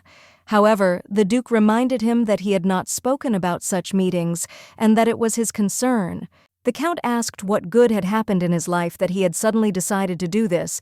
He could not understand what had changed and why everything looked like this now. The Duke replied coldly that it was none of his business. He clearly did not want to share the details of his life and remained in his silent, closed world, not opening up to his interlocutor. The Count remarked that it might be connected with his personal life, perhaps because he was in love, but the Duke hastened to reply that in fact he was fine. He added in a measured tone that his desire to marry had nothing to do with emotions. If she could not accept him, all his efforts would be in vain, and everything would go wrong. The Count, hearing the Duke's words, understood that he would decide to leave it to him, having in mind the issues related to the asylum. He decided not to interfere in this matter and let the Duke do as he pleased. At that moment, he believed that the Duke had already begun to notice the hints that would lead to further action. It was obvious, but it still required time and patience. However, the gentleman said that he had not noticed anything yet, but he was sure that it would happen someday. His words were calm, but contained a hidden confidence in the future. He, if the opportunity presented itself, had to take charge of the matter himself, while the Duke had not yet made a final decision. This meant that he had to act quickly and accurately. It was strange to see the gentleman so concerned about another person, especially someone under his care. It added a new dimension to their relationship and approach to the matter. No matter how strict and decisive the Duke was, he showed incredible kindness to his beloved, which was actually very romantic. This attitude made others think. The Earl thought it would be wonderful if the Duke showed the same concern for both him and Jack. He believed that their relationship could be more open if there was more mutual respect. For himself, the Count felt that watching the Duke go through all the difficulties made him understand the importance of words and support. Even the simplest words could have a huge impact on the one who heard them, but the Duke seemed not to want to listen to these reflections. He said that if the Count wanted to hear something like that, he could find another master. This statement was direct and harsh. The Count realized that it was impossible to change the Duke's mind, and this irritated him greatly. He also could not help but notice that he wanted to know when the lady and the Duke would start dating. Just a few months ago, he was fighting on the battlefield, and now he was being crowned at a funeral. It seemed strange and almost unbelievable that he had done it so quickly. He wondered when all this had started. Perhaps from the day they had signed the contract with Anastasia. The intrigue grew in his thoughts. Maybe it happened after the first kiss? Or after the night they spent together? The Duke decides to say that they met last winter. That's how it all started. The Count was surprised that he knew nothing about it. The Duke replied that it didn't matter how long they had been together. It didn't matter anyway. The Count considered this, agreeing that perhaps it didn't matter. But perhaps it did matter, and no one had yet decided how to perceive it. But if their relationship is casual without promises and commitments, it may not be quite right. It is unclear what they mean to each other. Their relationship can be vague, a little ambiguous. For example, they could just have fun without calling each other anything more serious. If she decides to meet someone else, there will be no complaints. And although the Count had nothing to say, the Duke was incredibly angry. He was not satisfied with such statements, which seemed to call his feelings into question. He said sharply that he needed to meet Anastasia immediately. Urgently. There was no longer any room for delay. These words were full of tension. The Duke left the room and Anastasia walked in almost immediately. Her appearance was just when things were starting to get heated. The Duke sat down in his place and the Count suddenly seemed to freeze. He was so surprised that he didn't even know what to say when he saw Anastasia. Anastasia entered with a smile, clearly about to say something to the Duke. She was about to make an important confession which now seemed inevitable.